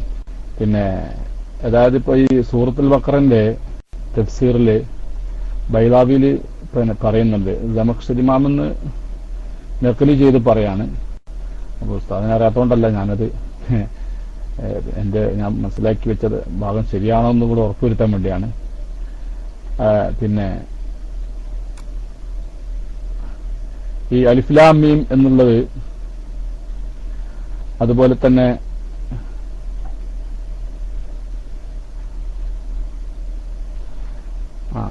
അലിഫ് ലാം റ കാഫ് ഹായ ഐൻ സാദ് ഇതിലൊക്കെ അവിടെ പറയുന്നത് ഇങ്ങനെയാണ്. ഒരു ഈ ഭാഗത്ത് ഞാനിന്ന് ഇവിടെ പേസ്റ്റ് ചെയ്യാം. വസായിറുൽ അൽഫാദിലത്തി യുതഹജ്ജാ ബിഹ അസ്മാഉൻ മുസമ്മയാത്തുഹ അൽ ഹുറൂഫ്. അപ്പൊ ഇതൊക്കെ ഇസ്മുകളാണ്. ഇത് അലിഫ്, പിന്നെ അലിഫ് എന്ന് പറയുമ്പോൾ അത് ഇസ്മായി, ആ എന്ന് പറയുമ്പോൾ ഹർഫായി. ആ എന്ന് പറയുന്ന ഹർഫിന്റെ പേരാണ് അലിഫ്. അതുപോലെ ബ എന്ന് പറയുന്ന ഹർഫിന്റെ പേരാണ് ബാ. സ എന്ന് പറയുന്ന ഹർഫിന്റെ പേരാണ് സീന്. ഇങ്ങനെ പറഞ്ഞതായിട്ട് കാണുന്നുണ്ട്. അപ്പോ നമ്മൾ ബാ, ഹ, പിന്നെ ലാമ്, മീന് എന്നൊക്കെ പറയുമ്പോൾ ഇസ്മ അതിന്റെ പേരായി. ഈ പേര് എന്ന് പറഞ്ഞാൽ ഇസ്മു എന്ന് പറഞ്ഞാൽ ഒരു മാനാൻഡമൽ അറിയിച്ചതാണല്ലോ. ഒരു മാനാന്റെ മേൽ അറിയിച്ചതെന്നാണ് ഇസ്മു എന്ന് പറയാം. ഹർഫ് എന്ന് പറഞ്ഞാൽ ഒന്നുമില്ല അറിയിക്കാത്തത്. ഫീൽ എന്ന് പറഞ്ഞാൽ ജമാൻ സമയത്തിന് മൂന്നാല് സമയത്തിനോട് യോജിച്ചുകൊണ്ട് ഉള്ള ഒരു അർത്ഥത്തിൽ അറിയിച്ചതാണ് ഫീല്. ഇസ്മാകുമ്പോൾ ഒരു മാനായുടെ മേൽ അറിയിച്ചത്. അപ്പോ അലിഫ് എന്ന് പറയുമ്പോൾ അതൊരു ഇസ്മാണ്. ഏത് മാനാന്റെ മേൽ അറിയിച്ചു എന്ന് വെച്ചാൽ ആ എന്ന് പറയുന്ന മാനായുടെ മേൽ അല്ലെങ്കിൽ ഹർഫിന്റെ മേൽ അറിയിച്ചു. ഇങ്ങനെ പറഞ്ഞതായിട്ട് കാണുന്നുണ്ട്. ഇതെന്നല്ലേ ഉസ്താദും പറഞ്ഞത് എന്നാണ്. ഇത് മനസ്സിലാക്കി ശരിയല്ലേ എന്നുള്ളതാണ് ഉസ്താദ് എന്തെന്ന് വിശദീകരണം കിട്ടിയാൽ ഉപകാരിക്കും. ജസാക്കല്ലാഹ്. അസ്സലാം. ജസാക്കല്ലാഹ് ഖൈർ. അൽഹംദുലില്ലാഹ്. നല്ല വിഷയമാണ്. ഇവിടെ ശ്രദ്ധ കൂടുതൽ ഇതിലേക്ക് വരാൻ. ശരിയാണ്, ഉസ്താദ് പറഞ്ഞത് കറക്റ്റാണ്. ഞാൻ പറഞ്ഞതിൽ എന്തെങ്കിലും വ്യത്യാസം വന്നു പോയിട്ടുണ്ടോ? ഞാൻ പറഞ്ഞതിൽ എന്തെങ്കിലും വ്യത്യാസം വന്നു പോയിട്ടുണ്ടോ? അബദ്ധത്തിൽ എന്തെങ്കിലും പറഞ്ഞു പോയോ? അപ്പം അക്ഷരങ്ങളുടെ പേര് അത് ഖിറാഅത്തിലേക്ക് വരുമ്പോൾ ഈ രൂപത്തിൽ ഹർഫുകളെയാണ് ഓതേണ്ടത്. അതാണ് മദ്ദുൽ ഹർഫി എന്ന് പ്രത്യേകം ഹർഫിന്റെ മദ് വിവരിക്കുന്നിടത്ത് പറഞ്ഞിട്ടുണ്ട്. ഒരു മദ് വിവരിക്കുന്ന സ്ഥലത്ത് അസ്ലിയായ മദ്ദിന്റെ ഗണത്തിൽ പെടുത്തിയിട്ട് പറഞ്ഞിട്ടുണ്ട്. എന്ത്? മദ്ദുൽ ഹർഫി എന്ന് പറഞ്ഞിട്ടുണ്ട്. അപ്പൊ ആ മദ്ദുൽ ഹർഫി, അപ്പൊ അക്ഷരത്തിന്റെ പേര് അവിടെ പറയാൻ പാടില്ല. മദ്ദുൽ ഹർഫി അക്ഷരത്തിന്റെ പേര് പൂർണ്ണമായി. ഇപ്പൊ ഇസ്മ എന്നുള്ളത് ഇപ്പൊ ഉദാഹരണത്തിന് പറഞ്ഞല്ലോ, യാ എന്നൊരു പേരാണ്. അപ്പൊ അവിടെ ആ പേര് എന്താക്കരുത്, ഈ മദ്ദുൽ ഹർഫിന്റെ സ്ഥാനത്ത് പറയരുത്. നേരെ മറിച്ച് ലാസിമായ അതിലേക്ക് ആകുമ്പോഴോ അവിടെ ആ ഇസ്മും ഹർഫും ഒക്കെ കൂടി പറയുന്ന ഒരു അവസ്ഥയിലാണ് വരിക. ഉദാഹരണത്തിന് യാ എന്നതിനെ യാ സീൻ എന്ന് പറയുന്നില്ല. നേരെ മറിച്ച് അവിടെ യാസീൻ എന്ന് പറയുന്നു. അപ്പൊ അവിടെ നോക്കൂ. അപ്പൊ അങ്ങനെ നമ്മൾക്ക് അവര് എന്താക്കും, അവിടെ ഒന്നും കൂടി വിശകലനം ചെയ്ത് നമ്മളത് മനസ്സിലാക്കിയിട്ടുണ്ടെങ്കിൽ കൂടുതൽ നീട്ടേണ്ടത് ഇപ്പോ രണ്ടും ഒരുപോലെ. ഇപ്പൊ യാ എന്ന് പറയുമ്പോൾ അതിന്റെ ഇസ്മ, അത് മുസമ്മയായ യാ അതിനെ പറയുന്ന സമയത്ത് അവിടെ നമുക്ക് നിർബന്ധമായിട്ട് മദ് കിട്ടുന്നുണ്ട്. മദ് മുത്തസിലിന്റെ സ്ഥലമാണ് ശരിക്കും യാ എന്ന് പറയുമ്പോൾ. എല്ലാ അക്ഷരങ്ങളും തന്നെയാണ്. പക്ഷെ അതിൽ നിന്ന് ആ ഒരു പ്രയാസകരമായ അവസ്ഥയിൽ നിന്ന് ഒഴിവാക്കി അതിന്റെ അസ്ലിയായ മദ് കൊടുക്കണം. അസ്ലിയായ മദ് കൊടുക്കണമെങ്കിൽ പിന്നെ ഹംസ് വരാൻ പാടില്ല. അസ്ലിയായ മദ്ദാണെങ്കിൽ മദ്ദിന്റെ കാരണങ്ങൾ വന്നു കഴിഞ്ഞാൽ പിന്നെന്താവും, പേര് മാറും, അതിന്റെ ഘടന മാറും, അവസ്ഥ മാറും, ഇങ്ങനെ പല പ്രശ്നങ്ങൾ വരും. അപ്പൊ അതിൽ നിന്ന് ഒഴിവാകാൻ വേണ്ടി എന്ത് ചെയ്യുന്നു, ഇപ്പം യാ എന്നതിന്റെ പേരിൽ ഇസ്മിൽ നിന്ന് മാറിയിട്ട് ഹർഫിനെ വായിക്കുന്നു. അപ്പൊ വായിക്കുമ്പോൾ എങ്ങനെ വായിക്കണം നമുക്കറിയില്ല, അത് നമുക്ക് പറഞ്ഞു തരുന്നു. യാ എന്ന് വായിക്കണം, ഹംസ് കളയണം, ഹംസിന് കളഞ്ഞുകൊണ്ട് വായിക്കണം. യാ എന്നാണ് അതിന്റെ പേര്, ഇസ്മങ്ങൻ തന്നെയാണ്. പക്ഷെ അതിന്റെ ഹർഫിയ മദ്ദിലേക്ക് കൊണ്ടുവരാനുള്ള ഒരു അവസ്ഥ, നേരെ മറിച്ചത് സീൻ പോലുള്ള സ്ഥലങ്ങളിൽ ഇല്ല. സീൻ അതുപോലെ സ്വാദ് തുടങ്ങിയ അക്ഷരങ്ങളിൽ ഇല്ല. ഉദാഹരണത്തിന് നമ്മൾ നേരത്തെ പറഞ്ഞു 14 ഹർഫുകളാണ് ഈ ബിദായത്ത് സൂറത്തിന്റെ തുടക്കത്തിൽ കാണുന്ന 14 അക്ഷരങ്ങൾ. ഒന്ന് തീരെ മദ്ദില്ലാത്തത് അലിഫ് എന്നുള്ളത്, മറ്റൊന്ന് 2 ഹർക്കത്ത് മാത്രമേ നീട്ടാൻ പാടുള്ളൂ. അതിന്റെ പേര് നോക്കിയിട്ടല്ല, അതിന്റെ ഹർഫ് നോക്കിയിട്ട്. അവിടെ ഹർഫിനെയാണ് ഓതേണ്ടത് എന്നാ പറയുന്നത്. ഹർഫിനെ ഓതണം. അപ്പൊ ഈ ഹർഫിനെ ഓതൽ എങ്ങനെയാ? അതിന്റെ പേര് പറയാൻ പാടില്ല. അപ്പൊ എന്ത് ചെയ്യുന്നു, അവിടെ ഒരു 5 അക്ഷരം ഹ യ ത ഹ റ, ഈ 5 അക്ഷരം ഇത് സൂറത്തിന്റെ തുടക്കത്തിൽ ഹർഫുകളെ കൊണ്ടുള്ള ഓതുന്ന സ്ഥലത്ത് വന്നു കഴിഞ്ഞാൽ ഈ അക്ഷരങ്ങളെ നമ്മൾ പ്രത്യേകം ശ്രദ്ധിക്കേണ്ടതുണ്ട്. അവിടെ നമ്മൾ എന്ത് ചെയ്യാൻ പാടില്ല, കൂടുതൽ മദ് കൊടുക്കരുത്. 2 ഹർക്കത്ത് മാത്രം കൊടുക്കണം, അസ്ലിയായ മദ്ദിൽ കൊടുക്കണം. അതാണ് മദ്ദുൽ ഹർഫി എന്ന് പറയുന്നത്. അപ്പൊ മറ്റൊന്ന് ഹർഫല്ലേ എന്ന് ചോദ്യസ്ഥാനത്താണ്. കാരണം അതിന് ഉസ്താദ് പറഞ്ഞെന്ന വിഷയം എന്ന് പറഞ്ഞാല് അവിടെ ഈ അക്ഷരത്തിന് ആ രൂപത്തിലാണ് പറയേണ്ടത്. ഇപ്പൊ സീൻ എന്നതിനെ സി എന്ന് പറഞ്ഞ് നിർത്താൻ പറ്റില്ല, അതിന്റെ പേരാകുന്നില്ല. സീൻ പൂർണ്ണമാകുന്നില്ല. നേരെ മറിച്ച് യാ എന്ന് പറയുമ്പോൾ പൂർണ്ണമാകുന്നുണ്ട് താനും. യാ അതുപോലെ റോ. ഇപ്പൊ കാഫ് എന്ന അക്ഷരത്തെ പറയുമ്പോൾ കാ എന്ന് പറയുമ്പോൾ അത് അതിന്റെ പൂർണ്ണയിൽ എത്തുന്നില്ല. അപ്പൊ കാഫ് എന്ന് തന്നെ പറയണം. അപ്പൊ ആ രൂപത്തിൽ വരുമ്പോൾ ഈ ഏകദേശം ഒരു 5 അക്ഷരങ്ങള് ആ രൂപത്തിൽ, അതിന് മദ്ദുൽ ഹർഫി പറഞ്ഞിട്ട് ഈ അസ്ലിയായ തബഴിയായ മദ്ദിന്റെ ഗണത്തിൽ ഉൾപ്പെടുത്തിയിട്ടുണ്ട്. ഞാൻ പറയുന്നിടത്ത് എന്തെങ്കിലും പോരായ്മകളോ ഈ പിന്നെ യോജിക്കാത്ത ഏതെങ്കിലും ഉസ്താമാർ തിരുത്തി തരണം കേട്ടോ. അൽഹംദുലില്ലാഹ്, അള്ളാഹു തആല ബർക്കത്ത് ചെയ്യട്ടെ. കാരണം ആധികാരികമായ രൂപത്തിലാണ് ഉസ്താദ് സംസാരിക്കുന്നത്. അത് നമ്മൾ പ്രത്യേകം നമ്മുടെ സാധാരണക്കാരായ ആൾക്കാർ മനസ്സിലാക്കണം. അത് നമുക്ക് വേണ്ടിയിട്ടാണ് എന്താക്കുന്നത് പറഞ്ഞിരുന്നത്. കാരണം ഇതൊന്നും വെറുതെ വായു വർത്താനം പറയുന്ന എല്ലാ കിതാബുകളിൽ വളരെയധികം രേഖപ്പെടുത്തി വെച്ച് ഓരോന്നിനെയും വളരെയധികം വളരെ നല്ല നല്ല രൂപത്തിൽ വിശകലനം ചെയ്ത് ഓരോ അക്ഷരത്തെയും എങ്ങനെ വായിക്കണം, ഏത് രൂപത്തിൽ അതിനെ നാം ഉൾക്കൊള്ളേണ്ടതുണ്ട് എന്നൊക്കെ കിതാബുകൾ രേഖപ്പെടുത്തി വെച്ചിട്ടുണ്ട്. അതൊക്കെ വെറുതെ ഇങ്ങനെ പറയുന്നതല്ല എന്ന് നാം പ്രത്യേകം മനസ്സിലാക്കണം. ബഹുമാനപ്പെട്ട തഫ്സീറിന്റെ കിതാബ്, വളരെ പ്രധാനപ്പെട്ട കിതാബാണ് ബൈളാവി. അതിലുള്ള അക്ഷരങ്ങളാണ് ഇപ്പോ, അതിലുള്ള ചില ഉദ്ധരണികളാണ് നമുക്ക് ഉസ്താദ് പകർന്നു തന്നത്. അള്ളാഹു താല അവിടുത്തെ എൽമിൽ ബർക്കത്ത് ചെയ്യട്ടെ. അവിടെ കുടുംബത്തിലും എല്ലാ കാര്യങ്ങളും അള്ളാഹു താല ബർക്കത്ത് ചെയ്യട്ടെ. നമുക്ക് പ്രചോദനമാണ്. കാരണം ഇത് വെറുതെ ഒരു വായു വർത്താനല്ല, നമുക്ക് അതിൽ കൂടി മനസ്സിലാക്കാൻ കഴിയും. കിതാബ് ആസ്പദമാക്കി കിതാബിൽ പറഞ്ഞ രേഖകളാണ് ഇതൊക്കെ, വെറുതെ പറയുന്നതല്ല എന്നും കൂടി നമ്മൾ ഈ കിതാബൊന്നും കാണാത്ത സാധാരണക്കാരൻ നമ്മളൊക്കെ മനസ്സിലാക്കേണ്ടതുണ്ട്. അള്ളാഹു താല ബർക്കത്ത് ചെയ്യട്ടെ. അപ്പൊ അതില് തീരെ മദ്ദില്ലാത്തൊരു അക്ഷരം അലിഫ്. മറ്റൊന്ന് എന്താണ് പറഞ്ഞത്, ഈ അസ്ലിയായ മദ് കൊടുക്കേണ്ടത് ഒരു 5 അക്ഷരം. ബാക്കിയുള്ള എത്ര അക്ഷരം ഉണ്ടാവും? 14 നിന്ന് പോയാൽ ബാക്കി എത്ര ഉണ്ട്? കണക്ക് കൂട്ടുന്നവരാരും ഇല്ലേ? ബാക്കിയുള്ള അക്ഷരങ്ങളെല്ലാം എന്ത് ചെയ്യണം? എന്ത് ചെയ്യണം? അസ്ലിയായ മദ് പോരാ, കൂടുതൽ കൊടുക്കേണ്ടതുണ്ട്. കാരണം അവിടെ ആ അക്ഷരം പറയുന്ന സമയത്ത് മദ്ദക്ഷരത്തിന് ശേഷം സുക്കൂന് വരുന്നൊരവസ്ഥയുണ്ട്. അപ്പൊ അത് ഈ മദ് അസ്ലിയിൽ നിന്ന് മാറിയിട്ട് ഫറയ്യ മദ്ദിന്റെ ഗണത്തിൽ പെടുന്ന ഒരവസ്ഥ വരുന്നുണ്ട്. അപ്പൊ അങ്ങനെ ആണ് ഞാൻ മനസ്സിലാക്കേണ്ടത്. അല്ലാഹു തആല നമുക്ക് നമ്മുടെ ഇൽമിലൊക്കെ ബർക്കത്ത് ചെയ്യട്ടെ. തെറ്റുകളൊക്കെ തിരുത്തി കാര്യങ്ങളൊക്കെ മനസ്സിലാക്കാനുള്ള ആ ഒരു കഴിവും അതുപോലെ പഠിച്ച കാര്യങ്ങളൊക്കെ മറക്കാതിരിക്കാനുള്ള കഴിവൊക്കെ അല്ലാഹു തആല നമുക്ക് അനുഗ്രഹിക്കട്ടെ. അക്ഷരങ്ങൾ വളരെ പ്രധാനപ്പെട്ടതാണ്. അതോടൊപ്പം മഖ്റജ് നമ്മൾ ശ്രദ്ധിക്കാൻ വേണ്ടി ഇപ്പൊ നേരത്തെ പറഞ്ഞതുപോലെ ഹംസ, ഹ, ഐൻ, ഹ, ഐൻ, ഖ, അതിന്റെ ഹർക്കത്തുകൾ ഏതെങ്കിലും നിലക്ക് പറഞ്ഞു നോക്കുക നമുക്ക് എളുപ്പത്തിന് വേണ്ടിയിട്ട്. ഹ, ഹ, ഖ, ഈ, ഹി, ഐ, ഹി, ഖി, ഖി, ഉ, ഹു, ഉ, ഹു, ഉ, ഹു, ഈ രൂപത്തിൽ പറഞ്ഞ് നമ്മുടെ നാവിൽ നല്ലോണം സ്ഫുടം ചെയ്തെടുക്കും.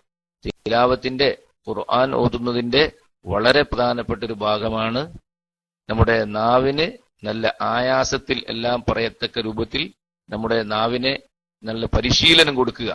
റിയാലത്തുൽ ലിസാൻ, നല്ല രൂപത്തിൽ റിയാദ് ചെയ്ത് നമ്മുടെ നാവിനെ ശരിയാക്കി എടുക്കേണ്ടതുണ്ട്. നമ്മൾ ബ്രഷ് ചെയ്യണം, അതുപോലെ നാവ് പഠിക്കണം. ഇതൊക്കെ അതിന്റെ ഭാഗമാണ്. ഖുർആൻ നല്ല രൂപത്തിൽ ഓതാൻ പറ്റുന്ന വശങ്ങളാണ് അതൊക്കെ.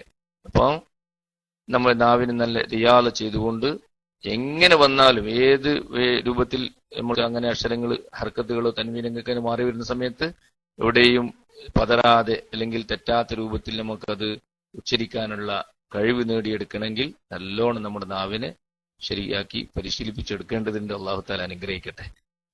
അല്ലാഹ് അൽഹംദുലില്ലാ. ഉസ്താദിന് സമയമായി എഴുതുന്നതല്ലേ ഉസ്താദെ? ബാക്കി പിന്നെ പറഞ്ഞാ പോരെ? സമയത്തില്ലേ? അപ്പൊ ലിസാന്റെ ഹർഫ് നമ്മൾ ശ്രദ്ധിക്കേണ്ട ഒരു ഭാഗമാണ് ലിസാൻ, അല്ലേ? ലിസാൻ അതിന്റെ മഖ്റജ് അടിസ്ഥാനത്തിൽ നാം എങ്ങനെ പറയും?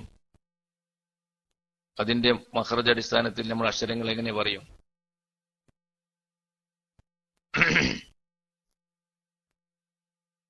എത്ര മഖ്റജാണ് ഉള്ളത്? നമ്മൾ ഹൽക്കിൽ 3 മഖ്റജിലായിട്ട് 6 അക്ഷരം പറഞ്ഞു. ഹംസ്, ഹ ഒരു മഖ്റജ്, അത് താഴെ മേലെ നിന്നുള്ള ഒരവസ്ഥ ഉണ്ടാവണം. ഹ എന്ന് മേലെ പറയരുത്, ഹ മേലോട്ട് പറയണം. ഹ ആ രൂപത്തിൽ. അതുപോലെ ആ രൂപത്തിൽ മേലേക്ക് ഇങ്ങനെ നമ്മളത് അനുഭവപ്പെടണം. അതേപോലെ ഇനി ലിസാൻ നമുക്ക് അവിടെ നിന്നെല്ലാം പറയാം അക്ഷരങ്ങള്, പക്ഷെ അത് പോരാ. ഇത് മഖ്റജ് അടിസ്ഥാനത്തിൽ നമുക്ക് മനസ്സിലാക്കി വെക്കുമ്പോൾ സൗകര്യത്തിൽ പെട്ടെന്ന് അതിന്റെ ആ രൂപം മഖ്റജ് മനസ്സിലാക്കാനും തെറ്റാതെ മഖ്റജ് മനസ്സിലാക്കാനൊക്കെ പറ്റും. അവിടെ ഇപ്പോ എഴുതിയിട്ടുണ്ട്, പക്ഷെ അത് അതിന്റെ രൂപത്തിലായിട്ടില്ല. മഖ്റജ് അതിന്റെ അടിസ്ഥാനത്തിലായിട്ടില്ല. 10 മഖ്റജിലായിട്ട് നമുക്ക് 18 അക്ഷരം കിട്ടണം. അതിന്റെ മഖ്റജ് അടിസ്ഥാനത്തിൽ എഴുതണം. എഴുതിക്കോളേ. നമ്മൾ നേരത്തെ ഹംസ് ഹ എ ഐൻ ഹ ഖൈൻ ഖ എന്ന് എഴുതിയതുപോലെ അത് അതിന്റെ അടിസ്ഥാനത്തിൽ ഒക്കെ എഴുതാൻ എഴുതിക്കോളേ. ഇപ്പൊ ഇവിടെ എഴുതിയത് അതിന്റെ ഏകദേശം തർത്തീബാണെങ്കിലും പൂർണ്ണമായിട്ടില്ല. അതാ വരുന്നുണ്ട്. എല്ലാം എഴുതി, മൊത്തം എഴുതിക്കോളേ. മൊത്തം എഴുതിയിട്ട് എന്ത് ചെയ്താൽ മതി, പിന്നെ നമ്മള് പേസ്റ്റ് ചെയ്താൽ മതി. അക്ഷരങ്ങൾ പറയാൻ വേണ്ടിയാണോ? സഹീർ, സഹീറിന് വയ്ക്കണോ? സഹീർ ആരാന്ന് അറിയുന്നില്ലല്ലോ.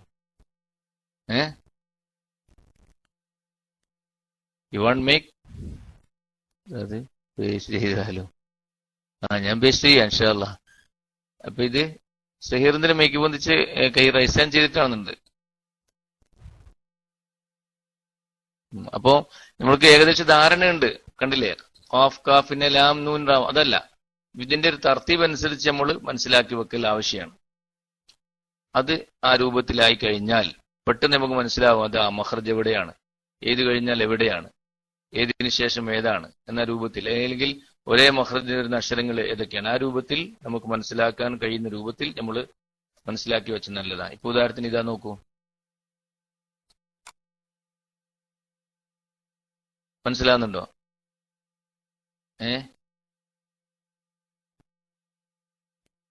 അപ്പൊ അതില് സീൻ എന്നുള്ളത് അവിടെ പേസ്റ്റ് ചെയ്ത് മാറിയിട്ടാണ് കേട്ടോ. കോമ ഇപ്പുറത്തേക്ക് ആയിപ്പോയതാണ്, ബ്രാക്കറ്റ് ഇങ്ങോട്ടായിപ്പോയതാണ്. മനസ്സിലായ? ലാസ്റ്റത്തെ മഖ്റജിന്റെ ബ്രാക്കറ്റ് 9ാമത്തെ മഖ്റജിൽ ഇങ്ങോട്ട് വന്നുപോയതാണ്. അത് ശരിയാക്കി അടിച്ചാൽ ക്ലിയർ ആവും. അന്ന് വലുത്. അപ്പൊ ശരിയല്ല, ക്ലിയർ ആണല്ലേ? ശരിയല്ലേ? 10 മഖ്റജായില്ലേ? ക്ലിയർ ആയില്ലേ?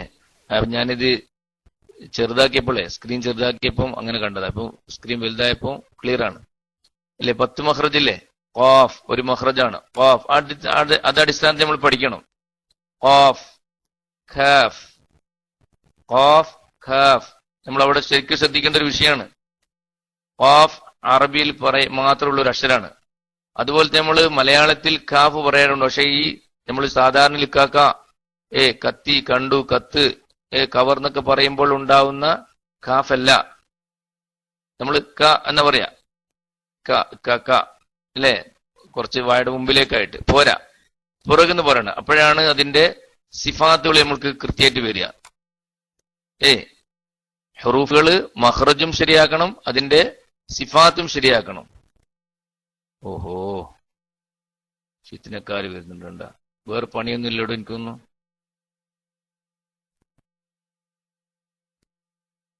നൂറില്ലാത്ത നൂറ് ഒരു ഐഡിയ ആണ്. എസ് കെ എന്ന് കേൾക്കുമ്പോൾ തന്നെ വിഷമം തോന്നുന്നു. ഒരു ഷർറിന് തൊട്ടുള്ള കാത്ത് രക്ഷിക്കട്ടെ. പൊതിച്ചുറങ്ങിക്കൂടെ നിങ്ങൾക്ക്?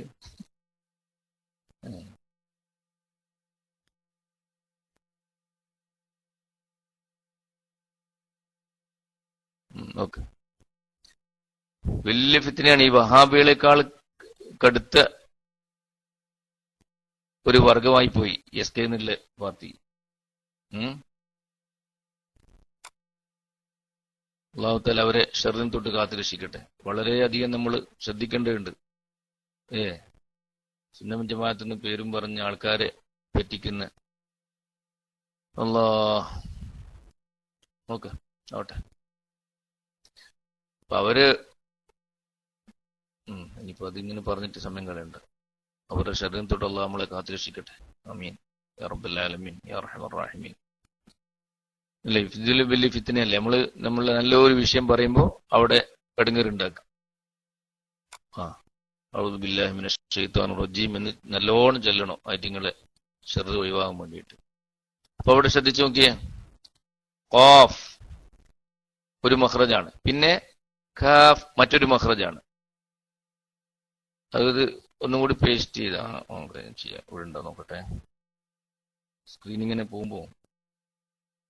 അതെ, അപ്പോൾ നമ്മൾ 10 മഖ്റജ് പഠിക്കണം അവിടെ. ഈ അടിസ്ഥാനത്തിൽ മനസ്സിലാക്കി കഴിഞ്ഞാൽ ഒരിക്കലും മഖ്റജ് തെറ്റൂല. ഇതിനു വേണ്ടിയിട്ടാണ് ഇങ്ങനെ പഠിക്കാൻ പറയുന്നത്, അല്ലാതെ വിഷമിപ്പിക്കുന്നതല്ല. ഒരു ഖുർആൻ പഠിതാവ് അക്ഷരത്തെ പഠിക്കുമ്പോൾ ഈ രൂപത്തിൽ നാം എന്താക്കേണ്ടതുണ്ട്, മനസ്സിലാക്കേണ്ടത്. അങ്ങനെ മനസ്സിലാക്കി കഴിഞ്ഞാൽ നമുക്ക് മഖ്റജ് വളരെ കറക്റ്റായിട്ട് കിട്ടും. അതില് ഒന്നാമത്തെ ലിസാനിലെ ആദ്യത്തെ മഖ്റജാണ് നമ്മൾ നാവിന്റെ മുൻഭാഗത്തു നിന്ന്, അല്ലെങ്കിൽ നാവിന്റെ തെല്ലിൽ നിന്ന് തുടങ്ങേണ്ടത്. നാവിന്റെ മുരട്ടിൽ നിന്ന് തുടങ്ങി നാവിന്റെ തലവരെ അവസാനിക്കുന്ന രൂപത്തിലാണ് പറയേണ്ടത്. അപ്പൊ അതില് ആദ്യം ഖാഫ് എന്നാണ്. ഖാഫ് ഖാഫ് എന്നല്ലേ, ഖാ കഴിഞ്ഞ ഉടനെ അതിന് തൊട്ടിപ്പുറത്തുനിന്ന് ഖാഫ്, ആ ധ്വനിയോട് കൂടി പറയണം. ഖാഫ് ഖാ ഖൈ ഖു അഖ് അഖ് എന്നല്ലേ, ഖൻ ഖിൻ ഖുൻ ഖാ ഖീ ഖൂ, അങ്ങനെ ഒരു പിടിച്ച് ഇങ്ങനെയുള്ളൊരു. അപ്പൊ അതിന്റെ തൽക്കലത്തിന്റെയും ഇസ്തിലാഹിന്റെ ഒക്കെ അവസ്ഥ നമുക്ക് അന്നേരം മനസ്സിലാവും. നല്ല നല്ല ഉഷാറായിട്ട് ശബ്ദം എടുത്ത് പറഞ്ഞു നോക്കുക. ഖാ ഖീ ഖൂ, നാവിന്റെ താഴെയാറ്റാണ്, മുരട്ടാണല്ലോ. മേലെ എന്ന് പറഞ്ഞാൽ പല്ലിന്റെ ഭാഗത്തുള്ള ഭാഗമാണ് നാവിന്റെ മേൽഭാഗം. ഇയാളിന്ന് കൈവന്നിച്ചല്ലേ, നേരത്തെ ഒരാളുണ്ടല്ലോ, ഒരു അനീസ് വന്നിട്ട്. അനീസ് ഇരുട്ടോ, ഇരുട്ടി. അനീസ് എന്തുകൊണ്ട് ഇരുട്ടുന്നല്ല, ഇരുട്ടീന്നല്ലേ. എന്നെ ബ്ലോക്ക് ചെയ്ത്. അപ്പൊ നോക്ക, ക്ലാസ്സിൽ വന്നിരിക്കുന്നതല്ല, ഈ നമ്മുടെ സുന്നത്ത് ജമാഅത്തിന്റെ ആൾക്കാർ മാത്രമല്ല നമ്മുടെ ക്ലാസ്സിലുള്ളത്. നമുക്കറിയാം ഒരുപാട് ആൾക്കാർ വഹാബിയും കൊക്കാബിയും എല്ലാം വന്നിരിക്കുന്നുണ്ട്. തഫ്സീർ ആയാലും ഫിഖ്ഹിന്റെ ആയാലും അതൊക്കെ മനസ്സിലാക്കാൻ വേണ്ടി, ഖുർആന്റെ വിഷയമായാലും ദീനിന്റെ വിഷയമെല്ലാം പഠിക്കേണ്ടെങ്കിൽ നമ്മുടെ ക്ലാസ് സുന്നത്ത് ജമാഅത്തിന്റെ ക്ലാസ് തന്നെ അവലംബിക്കണമെന്ന് ആ വർഗത്തിന് അറിയാം. അപ്പോ അങ്ങനെ വന്നിരിക്കും. വന്നിട്ട് പിന്നെ എന്തെങ്കിലും കുറ്റക്കേടും കാട്ടിട്ട് പോവുകയും ചെയ്യും. നോക്ക, അപ്പം വിഷയത്തിലേക്ക് വരാം. സമയം പറയണേ, നമുക്ക് വളരെ പ്രധാനപ്പെട്ട ക്ലാസ് ഒക്കെ വരാനില്ല. അപ്പൊ ഇങ്ങനെ നമ്മളിങ്ങനെ പറഞ്ഞ് നേരം കൂട്ടില്ല, ശരിയില്ലല്ലോ. പക്ഷെ അത് ഇത് പറഞ്ഞു കഴിഞ്ഞിട്ട് നമുക്ക് അല്പം ഓതാം. അപ്പം ഖാഫ് എന്നൊരു മഖ്റജാണ്. അപ്പൊ അത് കഴിഞ്ഞ ഉടനെ ഖാഫ്, അവിടുന്ന് തന്നെ ഖാഫ് കാറ്റ് നടത്തിക്കൊണ്ട് ഖാഫ് ഖാഫ് ഖ ഇയ്യാക ഖ ഉള്ളുന്നെടുക്കണം, അതാണ് ഖാഫ് ഖാഫ്. പിന്നെ ഇപ്പൊ 2 മഖ്റജായി. മറ്റൊരു മഖ്റജാണ്, ഇനി അടുത്ത മഖ്റജിൽ നിന്ന് വരുന്ന അക്ഷരം 3 എണ്ണാണ്. മഖ്റജ് ഒന്നാണ്, പക്ഷെ വ്യത്യസ്തമായ രൂപത്തിലുള്ള 3 അക്ഷരങ്ങളാണ് വരുന്നത്. നല്ലോണം ഒന്ന് ശ്രദ്ധിക്കുക. ജീം ഷീൻ യ, ജീം ഷീൻ യ, അല്ലെങ്കിൽ യ ജീം ഷീൻ, ഏത് പറഞ്ഞാലും 3ഉം സെയിം സ്ഥലമാണ്. 3 ഒരേ മഖ്റജാണ്. നമ്മൾ മഖ്റജ് അടിസ്ഥാനത്തിൽ പറയുമ്പോൾ ഇങ്ങനെയാണ് പറയുക: ഖാഫ് കാഫ് ജീം ഷീൻ യ, യ ആ രൂപത്തില്. അടുത്തത് ളാദ്, ളാദ് അടുത്ത മഖ്റജ്, 4ാമത്തെ മഖ്റജാണ് ളാദ്. 5ാമത്തെ മഖ്റജാണ് ലാം, ലാം ല ലി ലു അൽ അൽ.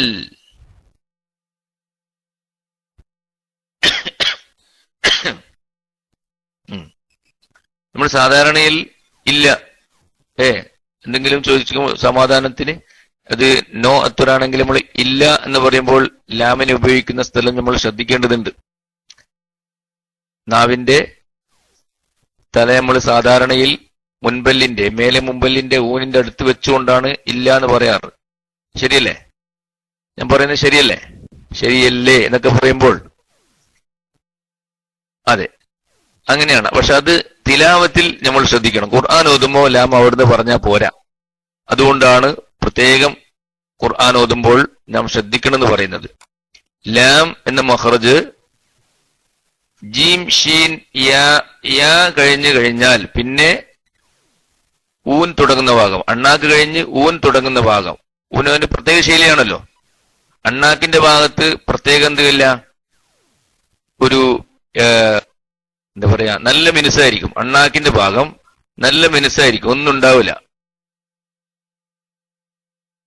അല്ലേ? ഒന്ന് ശ്രദ്ധിച്ചു നോക്കിയേ. അണ്ണാക്ക് നല്ല മിനുസായിരിക്കും, കിളിയാവും അങ്ങനെ നാവോണ്ട് ഇങ്ങനെ ഇതാകുമ്പോ അല്ലേ? ഇനി ലാം എന്ന് തുടങ്ങുന്ന ഭാഗം നമ്മളൊന്ന് ശ്രദ്ധിച്ചു നോക്കിയേ. അതിന് ചെറിയ പിന്നെ ചുരുളല്ല, ഒരു വര പോലെ നമുക്ക് അനുഭവപ്പെടാം ഇല്ലേ? നല്ലോണം ശ്രദ്ധിച്ചു നോക്കിയേ.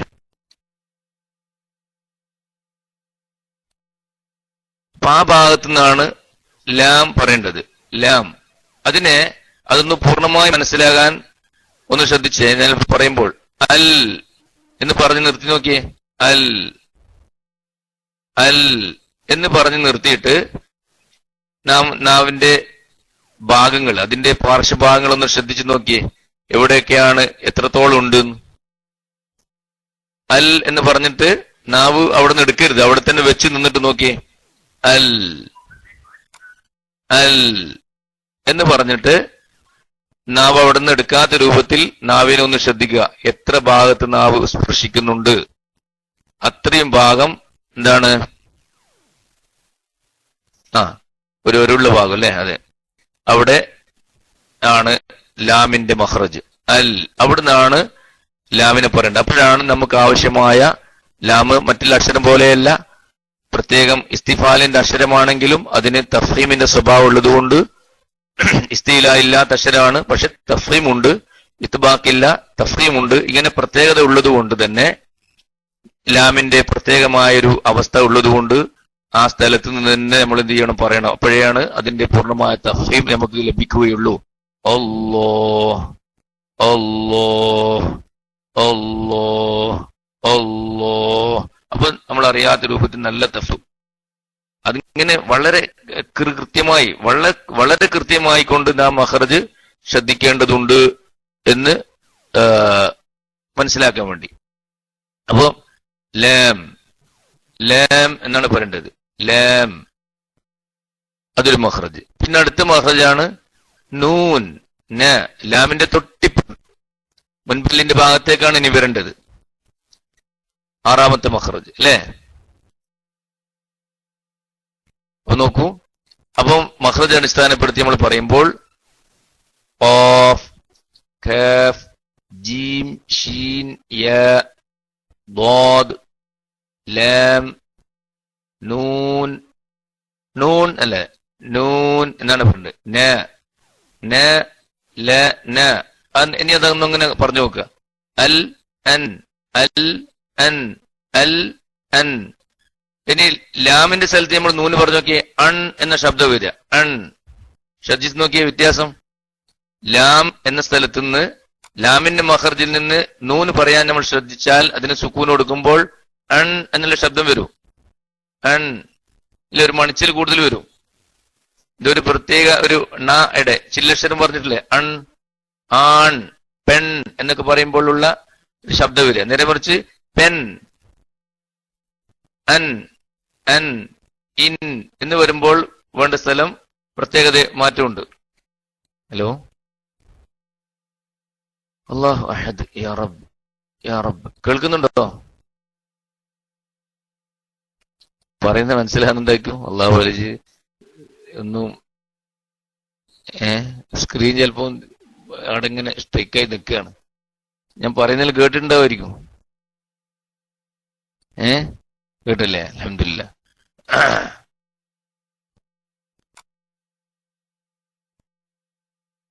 അപ്പൊ ഇവിടെ നാം വളരെയധികം ശ്രദ്ധിക്കേണ്ട ഒരു ഭാഗമാണിത്. ലാം. അതിന്റെ അടുത്ത മഖ്റജ് നൂൻ. അപ്പോ അൽ അൻ കണ്ടില്ലേ, അല്പം കുറഞ്ഞു. ലാമിന്റെ അത്ര നാവ് എന്താകുന്നില്ല, ഈ ഊനിൽ തട്ടുന്നില്ല. അൽ എന്ന് പറഞ്ഞപ്പോൾ കൂടുതൽ തട്ടിയിരുന്നു. അപ്പൊ ലാമിന്റെ മഖ്റജാണ് ഏറ്റവും കൂടുതൽ വലിയ മഖ്റജ് നമുക്ക് മനസ്സിലാവും. അൽ അൻ. പിന്നെ അടുത്ത ഒരു മഖ്റജ് പ്രത്യേകമായി, ഇതൊക്കെ മൂന്നും ഒന്നല്ല, മൂന്നും വ്യത്യസ്തമാണ്. നമ്മൾ സാധാരണ പറയാറുള്ളത് ലാമിന്റെ നാവിന്റെ തല മേലെ മുൻപല്ലിന്റെ ഊനിൽ തട്ടിച്ച് എന്നാണ്. സംഗതി ശരിയാണ്, പക്ഷെ മൂന്നും വ്യത്യസ്ത സ്ഥലത്തു നിന്നായിരിക്കണം പറയേണ്ടത്. ലാം, നൂൻ, റോ. റോ എന്ന് പറയണം. റോയിന് പ്രത്യേകമായ മഖ്റജാണ്. ല ന റോ, ല ന റോ എന്ന് പറഞ്ഞു നോക്കിയേ. ല ന റോ. അൽ അൻ അർ, അൽ അൻ അർ. അല അന അറോ, അല അന അറോ, അല അന അറോ. ആ രൂപത്തിൽ പറഞ്ഞു നോക്കിയേ. അപ്പൊ അതിന്റെ മഖ്റജിന്റെ പ്രത്യേകതയും ആ മഖ്റജ് തമ്മിലുള്ള മാറ്റവും അത് മാറുമ്പോൾ ഉണ്ടാവുന്ന അവസ്ഥയും നമുക്ക് കൂടുതൽ മനസ്സിലാക്കാൻ കഴിയും. ഇങ്ങനെ മഖ്റജ് ശ്രദ്ധിച്ച് നാം പറഞ്ഞാൽ തന്നെ സിഫാത്തുകൾ അതോടൊപ്പം വരും എന്നതിൽ സംശയമില്ല. അടുത്തത്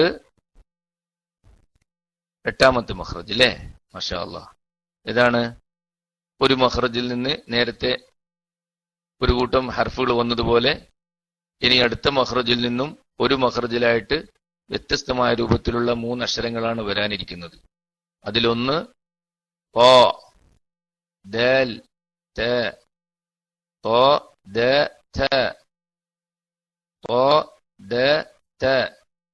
അത്ത്, അദ്, അത്ത്, അത്ത്, അത്ത്, അത്ത്, അദ്, അത്ത്, അത്ത്, അത്ത്. ഉണ്ടല്ലേ? അപ്പൊ ഇതിൽ തന്നെ കൂത്തുബജദിന്റെ സ്വഭാവമുള്ള 2 അക്ഷരമുണ്ട്.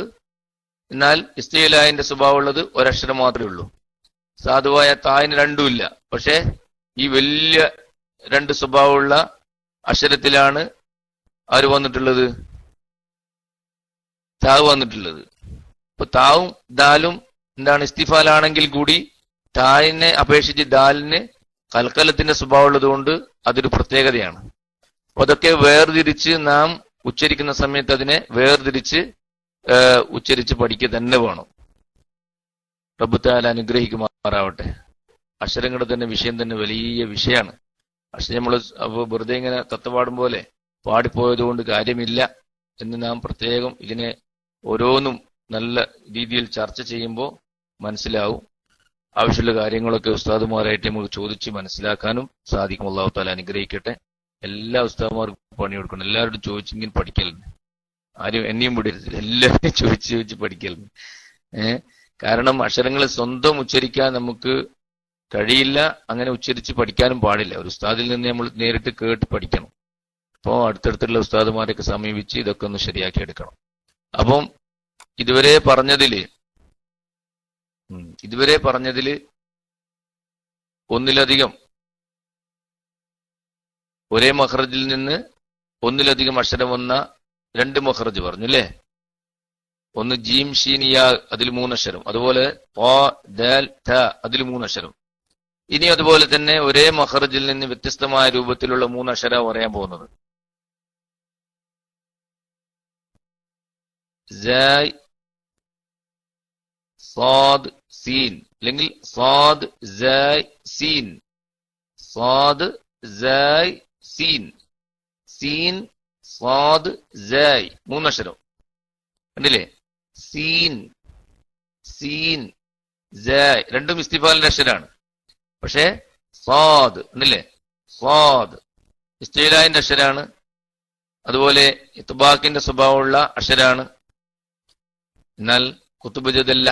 അങ്ങനെയുണ്ട്, വ്യത്യാസമുണ്ട്. കൽക്കാലത്തില്ല. ഇങ്ങനെ ഈ രൂപത്തിൽ പ്രത്യേകിച്ച് നമ്മൾ അതിനെ നല്ലോണം അക്ഷരത്തെ പറ്റി മനസ്സിലാക്കേണ്ടതുണ്ട്. അല്ലാഹു തആല അനുഗ്രഹിക്കുമാറാവട്ടെ. അക്ഷരം തന്നെ വലിയൊരു വിഷയമാണ്. അപ്പൊ അതിലേക്ക് ഇങ്ങനെ ശ്രദ്ധിച്ച് മനസ്സിലാക്കുമ്പോൾ മാത്രമാണ് അതിന്റെ ഗൗരവം നമുക്ക് മനസ്സിലാക്കാൻ കഴിയുക. അതിലൊന്ന് നോക്കാം. സ്വാദ്, സായ്, സീൻ. സ്വാദ് എന്ന് പറയുമ്പോൾ അക്ഷരം പറയുമ്പോൾ നമ്മൾ ഇത്ബാക്ക് ഉണ്ടാവണം, അതുപോലെ ഇസ്തിലാ ഉണ്ടാവണം. നാവിന്റെ തുമ്പ് ഉപയോഗിച്ച് അറ്റം ഉപയോഗിച്ചിട്ടാണ് പറയുന്നത്, നാവിന്റെ അറ്റം ഉപയോഗിച്ചുകൊണ്ടാണ് പറയുന്നതെങ്കിലും ഇത്ബാക്കിന്റെ അവസരത്തിൽ എന്ത് ചെയ്യണം? നാവിന്റെ നടുമേലോട്ട് ഉയരണം. അതുപോലെ ഇസ്തിലാന്റെ സ്വഭാവം ഉണ്ടാകുമ്പോൾ നാവിന്റെ മുരട്ട് മേലോട്ട് ഉയരണം. ഇതൊക്കെ സംഭവിച്ചുകൊണ്ട് സ്വാദ് സ്വാദ് എന്ന് പറയണം. സ്വാദ്. നേരെ മറിച്ച് സോ എന്ന് പറയേണ്ടതില്ല, സൈ. അതുപോലെ സീൻ സീൻ എന്നാണ് പറയേണ്ടത്. മനസ്സിലാകുന്നുണ്ടോ ഹബീബ് മുഹമ്മദേ? നമ്മളിതിങ്ങനെ പറയുന്നു. ഗുന്ത ഉണ്ടാ?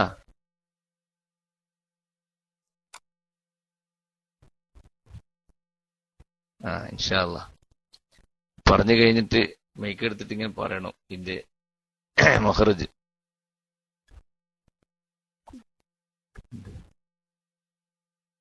എന്താണ് ഇനി നോക്കുക.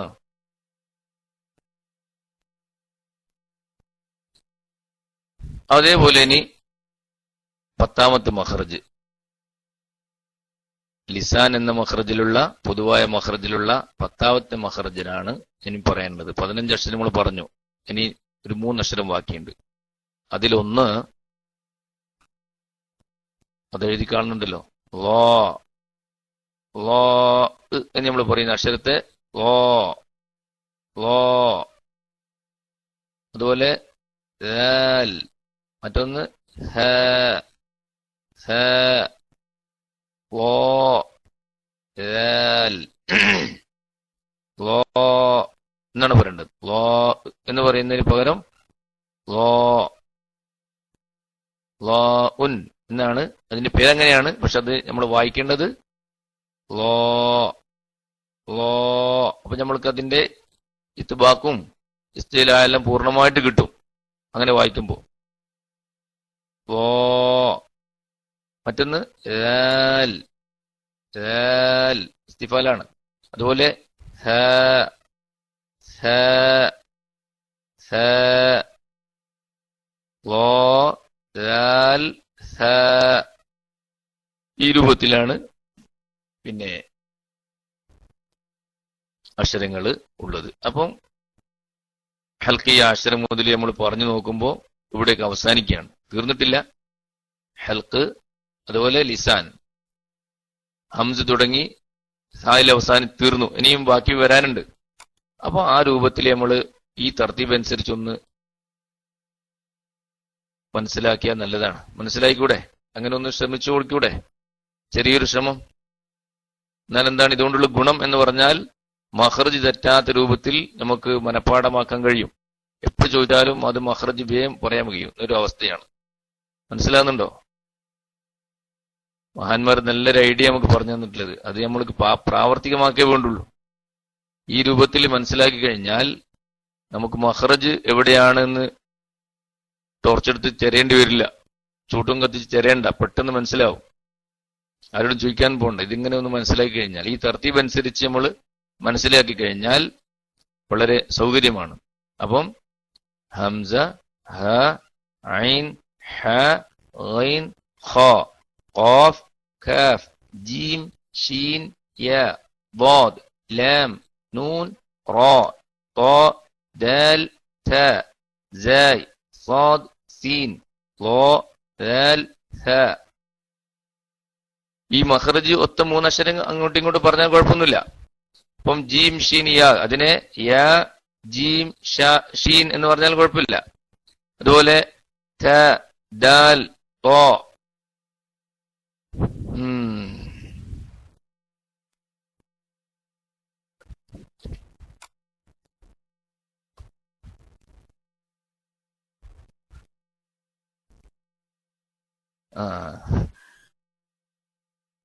എന്റെ പദ്യമുണ്ട് ഇൻഷാ അല്ലാഹ്.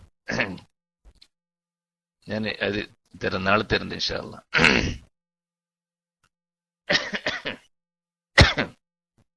അപ്പോ ഇൻഷാ അല്ലാഹ് അല്ലാഹു തൗഫീഖ് ആകട്ടെ. അല്ലാഹുമ്മ സ്വല്ലി അലാ സയ്യിദിനാ മുഹമ്മദ്. അപ്പം ഇനി ശ്രദ്ധിച്ചേ, ഇനി പറയാനുള്ളത് ഷഫത്തൈൻ. ഷഫത്തൈൻ എന്നുള്ളതാണ്. ഷഫത്തൈൻ അല്ലേ?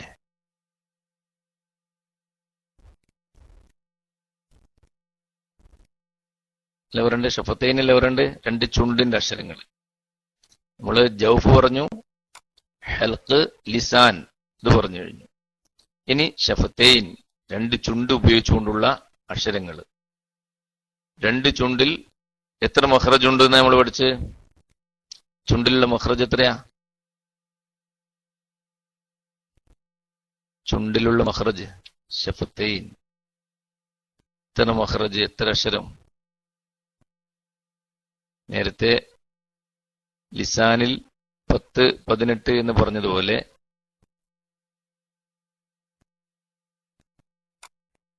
ഷഫത്തൈൻ രണ്ട് ചുണ്ടിൽ എത്ര മഖ്റജ്, എത്ര അക്ഷരങ്ങൾ? രണ്ടാണോ എന്നൊരു ചോദ്യം. അപ്പോൾ അതിനുത്തരം രണ്ടല്ല എന്ന് പറയാൻ പറ്റൂല.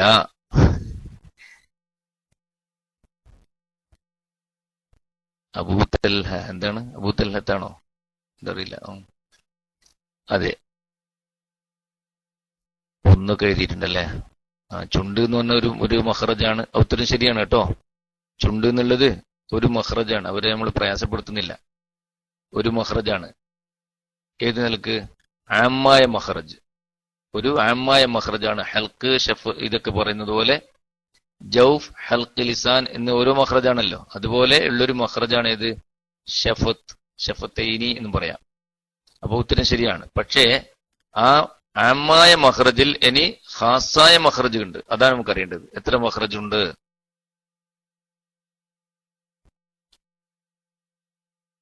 കുഞ്ഞുമോൻ എഴുതിയിട്ടുണ്ട്. പിന്നെ അതിനടുത്ത ആള് ഇത് വായിക്കാൻ പറ്റുന്നില്ല കേട്ടോ. അടുത്ത ആളിത് രണ്ടാണോ എന്ന് ചോദിച്ചിട്ടുണ്ട്. മാഷാ അല്ലാ. ഉത്തരം എഴുതിയിട്ടുണ്ട്. CBA ഒക്കെ എഴുതിയിട്ടുണ്ട്. എന്റെ ആള് നഹിലോ ആവട്ടെ, അതൊക്കെ ശരിയല്ല. 3 എഴുതിയത് ശരിയല്ല. എന്താണ്? 2 മഖ്റജിലായിട്ട് 4 ഹുറൂഫാണ് ഉള്ളത് കേട്ടോ. 2 മഖ്റജിലായിട്ട് 4 ലെറ്റേഴ്സ്, 4 അക്ഷരങ്ങൾ ഉണ്ടാവും. അതെ. അപ്പൊ അത് ആ രൂപത്തിൽ നമ്മൾ മനസ്സിലാക്കുക എന്ന് എളുപ്പമായി. അപ്പൊ അതിൽ ഒറ്റൊരു മഖ്റജിലായിട്ട് വരുന്ന അക്ഷരമാണ് ഫ എന്നുള്ളത്. ഫ ഒരു മഖ്റജാണ്. ഫ ഒരു മഖ്റജിലായിട്ട് ഒറ്റ അക്ഷരം. മറ്റത് ഇങ്ങനെ 3 അക്ഷരം. ഇതാ വാവ്, മീം, ബ. വാവ്, മീം, ബ.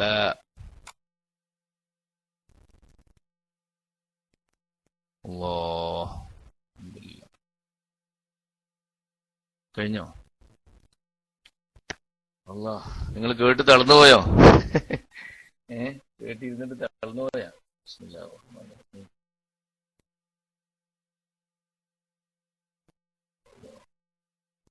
അൽഹംദുലില്ലാ. അപ്പൊ സന്തോഷമുണ്ട്. തളരാൻ പാടില്ല. തളരാതെ പതരാതെ ഇങ്ങനെ മുന്നോട്ട് പോകണം. അല്ലാഹു തആല അനുഗ്രഹിക്കട്ടെ. ഇതൊക്കെ നല്ല ഇഖ്ലാസുള്ള അമലായിട്ട് അല്ലാഹു തആല നമ്മിൽ നിന്ന് കബൂൽ ചെയ്യട്ടെ. കബൂൽ ചെയ്യുന്നുണ്ടെങ്കിൽ ഇല്ല ഉസ്താദ് തളരൂല കേട്ടോ. പുതിയ കണ്ട ഞാൻ തളർന്നിട്ടില്ല. അല്ലാഹു തആല നമുക്ക് ആഫിയത്ത് പ്രദാനം ചെയ്യട്ടെ. നമ്മുടെ നമുക്ക് പഠനാർഹമായ പല വിഷയങ്ങളും പല സമയങ്ങളിലായിട്ട് നല്ല നല്ല മണിമുത്തുകൾ ഉസ്താദുമാരെ നമുക്ക് പകർന്നു തരുന്നുണ്ട്. രാവും പകലും എല്ലാം ഒരുപാട് ഉസ്താദുമാർ, എണ്ണമറ്റ ഉസ്താദുമാർ പല വിഷയങ്ങളും നമുക്ക് അവസരോചിതം വന്ന് അവരുടെ ആ ഒരു ഖിദ്മത്ത് ചെയ്യുന്നുണ്ട്. അല്ലാഹു തആല എല്ലാ ഉസ്താദുമാർക്കും നല്ല ആഫിയത്തുള്ള ദീർഘായുസ് പ്രദാനം ചെയ്യട്ടെ. എല്ലാവരിൽ നിന്നും എല്ലാം അല്ലാഹു തആല സ്വീകരിക്കുമാറാവട്ടെ. ദീനിന്റെ ഖിദ്മത്തിലായിട്ട് അവർക്കും നമുക്കും അല്ലാഹു തആല നല്ല ആഫിയത്തുള്ള ദീർഘായുസ് നമുക്ക് അനുഗ്രഹിക്കട്ടെ. നമുക്ക് ദുആ ചെയ്യാം. ഉസ്താദ്മാർക്കെല്ലാം വേണ്ടി നമ്മൾ നല്ലോണം ദുആ ചെയ്യേണ്ടതുണ്ട്. നാം ഒരിക്കലും പ്രതീക്ഷിക്കാത്ത രൂപത്തിൽ വളരെ നല്ല നല്ല ഗഹനമായ വിഷയങ്ങൾ നമുക്ക് ഉസ്താദ്മാർ അവസരം നോക്കി പറഞ്ഞു തരുന്നുണ്ട്. അതിനാൽ നമ്മൾ നല്ലോണം ശ്രദ്ധിക്കുക, പഠിക്കുക. അല്ലാഹു തആല അനുഗ്രഹിക്കുമാറാവട്ടെ. ആമീൻ യാ റബ്ബൽ ആലമീൻ. കഴിഞ്ഞോ? റബ്ബേ, കേൾക്കുന്നുണ്ടല്ലോ. കട്ടുണ്ടായിരുന്നോ? ഇടയ്ക്കിങ്ങനെ കട്ടാൻ പോലെ തോന്നുന്നു. ഇല്ലല്ലേ? ആ, ഓക്കെ. അപ്പൊ ഇവിടെ മാത്രം എന്തോ പ്രശ്നമുള്ളത്. ഇപ്പോൾ ഓക്കെ എന്ന് പറഞ്ഞപ്പോ അപ്പോൾ ഓക്കെ അല്ല അല്ലെ? എന്തോ പ്രശ്നം ഉണ്ടായിട്ടുണ്ടെന്ന് തോന്നുന്നു. സാരില്ല. അപ്പൊ ഇത് നമ്മൾ വിഷയത്തിലേക്ക് വരാം. അപ്പൊ ഈ രൂപത്തിൽ നമ്മള് പിന്നെ ഹൽക്കിയ അക്ഷരങ്ങളും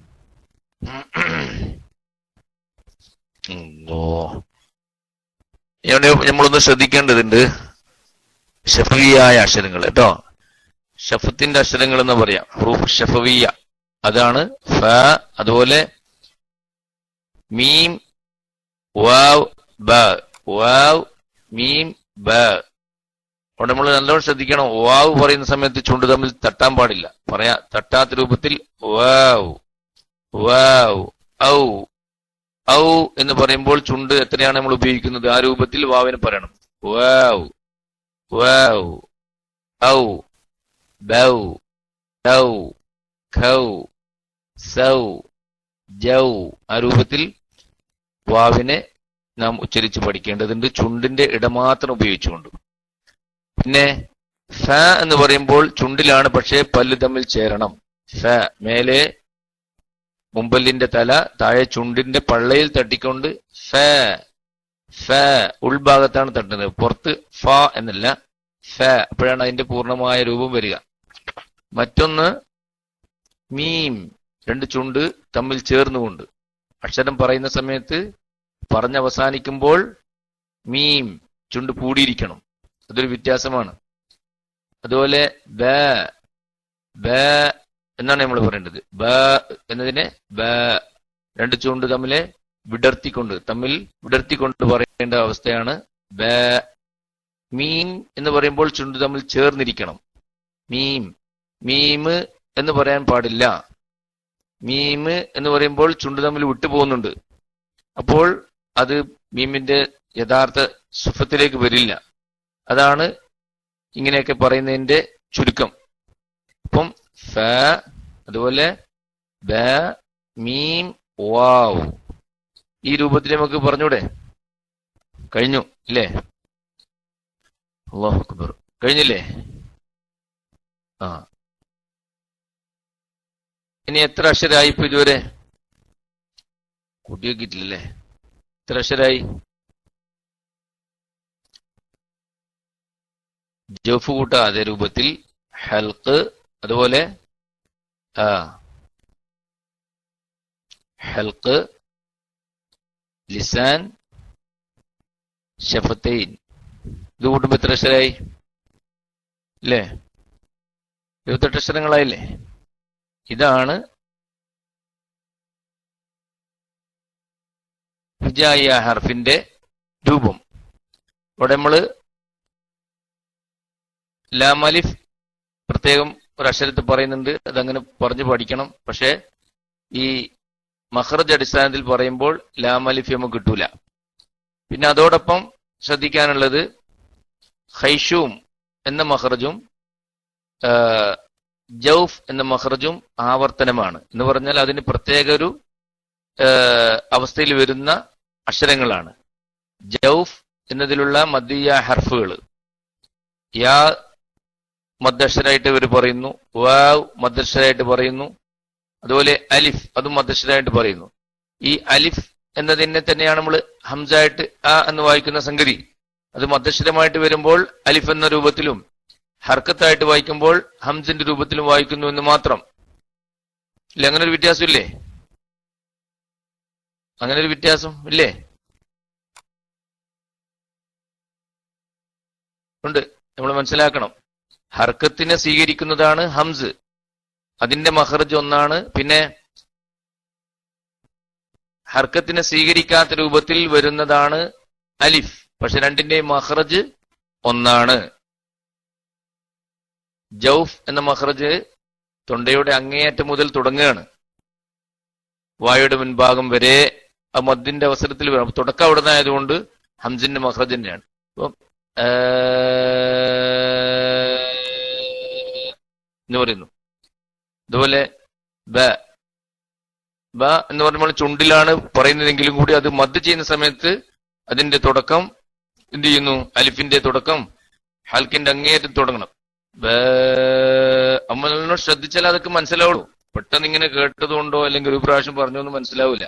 അതൊക്കെ നല്ലോണം ശ്രദ്ധിച്ച് സമയെടുത്ത് ശീലിക്കുമ്പോൾ നമുക്ക് കൂടുതൽ മനസ്സിലാവും.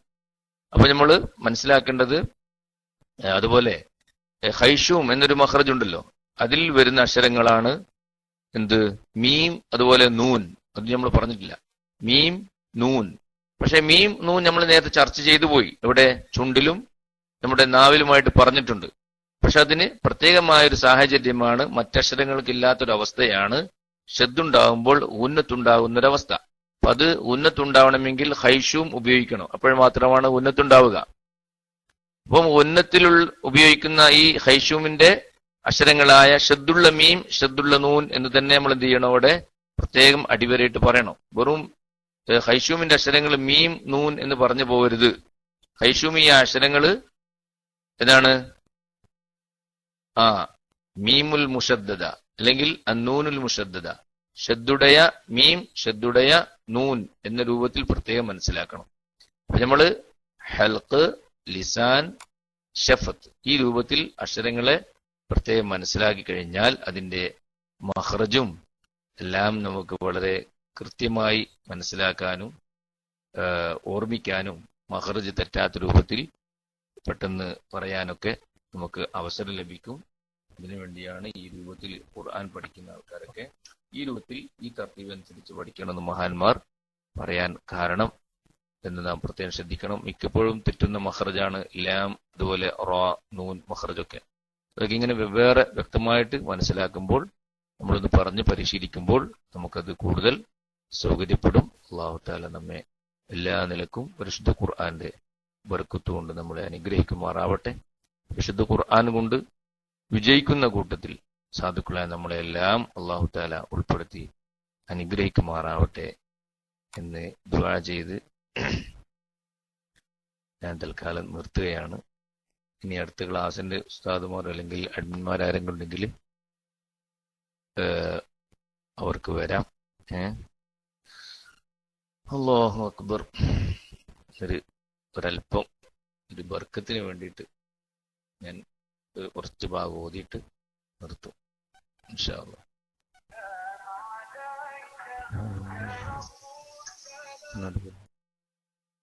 കുറച്ച് ഭാഗം ഓതി നിർത്തും ഇൻഷാ അല്ലാഹ്. അല്ലാഹ്. ഹലോ, ഇവിടെ സ്ക്രീൻ എന്തോ പ്രശ്നമുണ്ട്. നിങ്ങൾക്കൊന്നും പ്രശ്നമില്ലല്ലോ? നിങ്ങൾക്കൊന്നും പ്രശ്നമില്ലല്ലോ? മൈക്ക് പോയോ? ഹലോ ഹലോ, എന്താ ചെയ്യാറ്? ഹലോ ഹലോ, കേൾക്കുന്നില്ല അല്ലെ? കേൾക്കുന്നുണ്ടോ? ഓക്കെ അല്ലേ? എന്തോ ഒരു പ്രശ്നമുണ്ട്. നിർത്തതിന്റെ അടയാളം തോന്നുന്നുണ്ട്. ആദ്യം ഇനി വിഷമിക്കുന്നില്ല. ഇൻഷാ അല്ലാഹ്. ഒറ്റ മിനിറ്റ്. യാ റബ്ബി സല്ലി അലൻ നബി മുഹമ്മദി മുൻജിൽ ഖലായിഖി മിൻ ജഹന്നമ ഫീ ഗദി.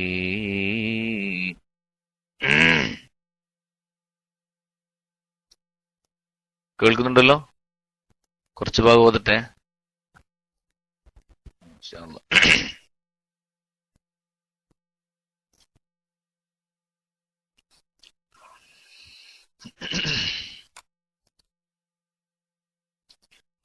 أعوذ بالله من الشيطان الرجيم.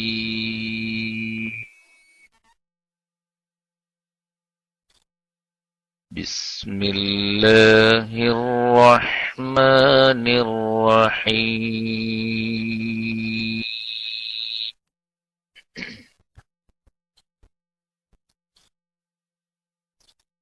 ما ننسخ من آية أو ننسها نأت بخير منها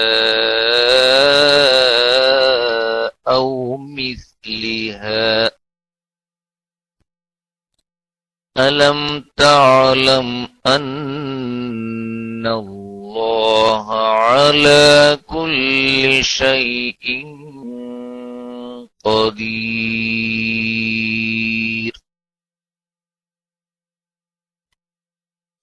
കേൾക്കുന്നുണ്ടോ?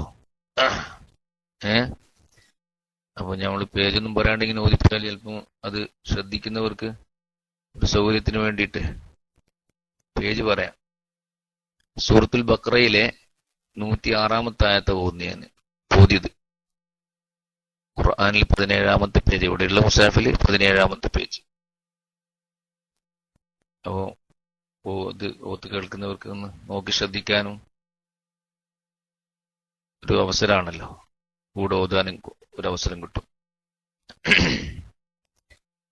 സൂറത്തുൽ ബഖറയിലെ 106-ാമത്തെ ആയത്ത് കണ്ടോ? ആരെങ്കിലും ശ്രദ്ധിക്കുന്നുണ്ടോ?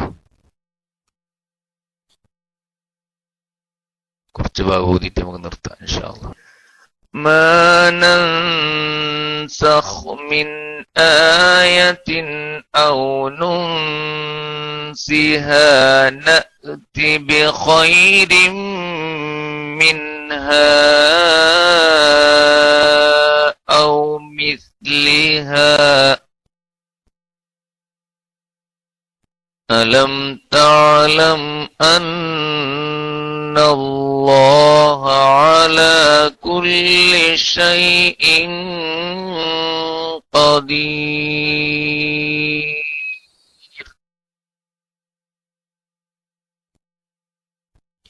ألم تعلم أن الله له ملك السماوات والأرض وما لكم من دون الله من ولي ولا نصير. أم تريدون أن تسألوا رسولكم كما سئل موسى من قبل ومن يتبدل الكفر بالإيمان فقد ضل سواء السبيل.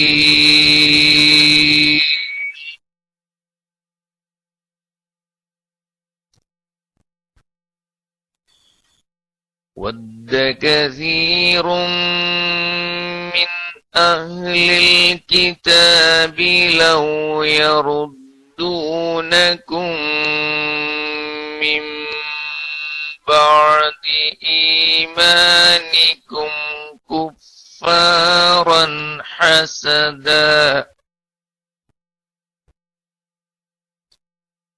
حسدا من عند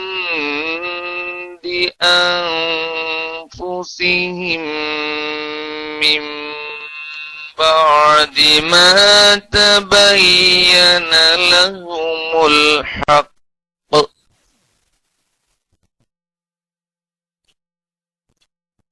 فاعفوا واصفحوا حتى يأتي الله بأمره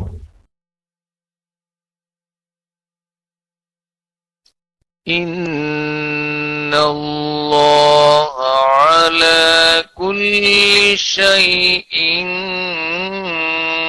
قدير.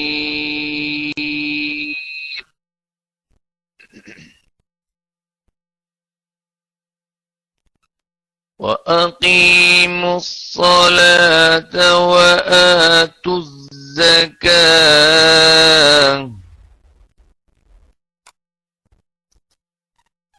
وما تقدموا لأنفسكم من خير تجدوه عند الله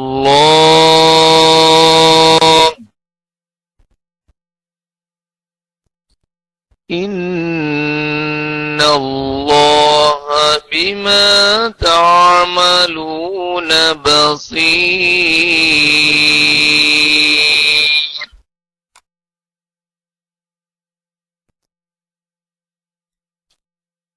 وقالوا لن يدخل الجنة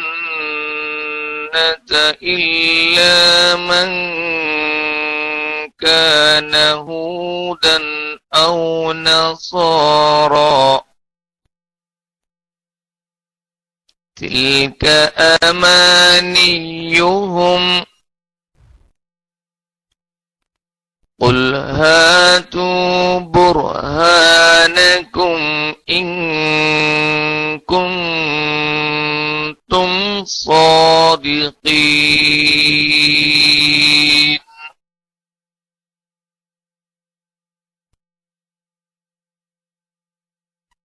بلى من أسلم وجهه لله وهو محسن فله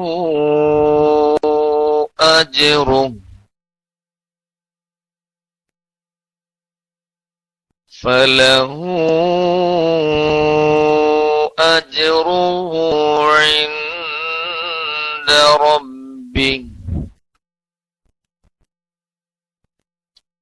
بلى من أسلم وجهه لله وهو محسن فله أجره عند ربه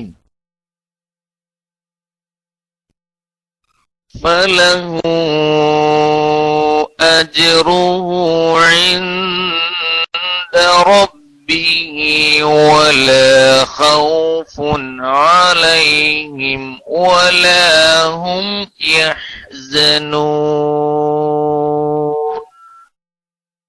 صدق الله العظيم. اللهم انفعنا بالقرآن العظيم. اللهم ارحمنا بالقرآن الكريم. اللهم ارفعنا بالقرآن الكريم وارزقنا تلاوة القرآن آناء الليل وأطراف النهار على الوجه الذي يرضيك عنا يا أرحم الراحمين.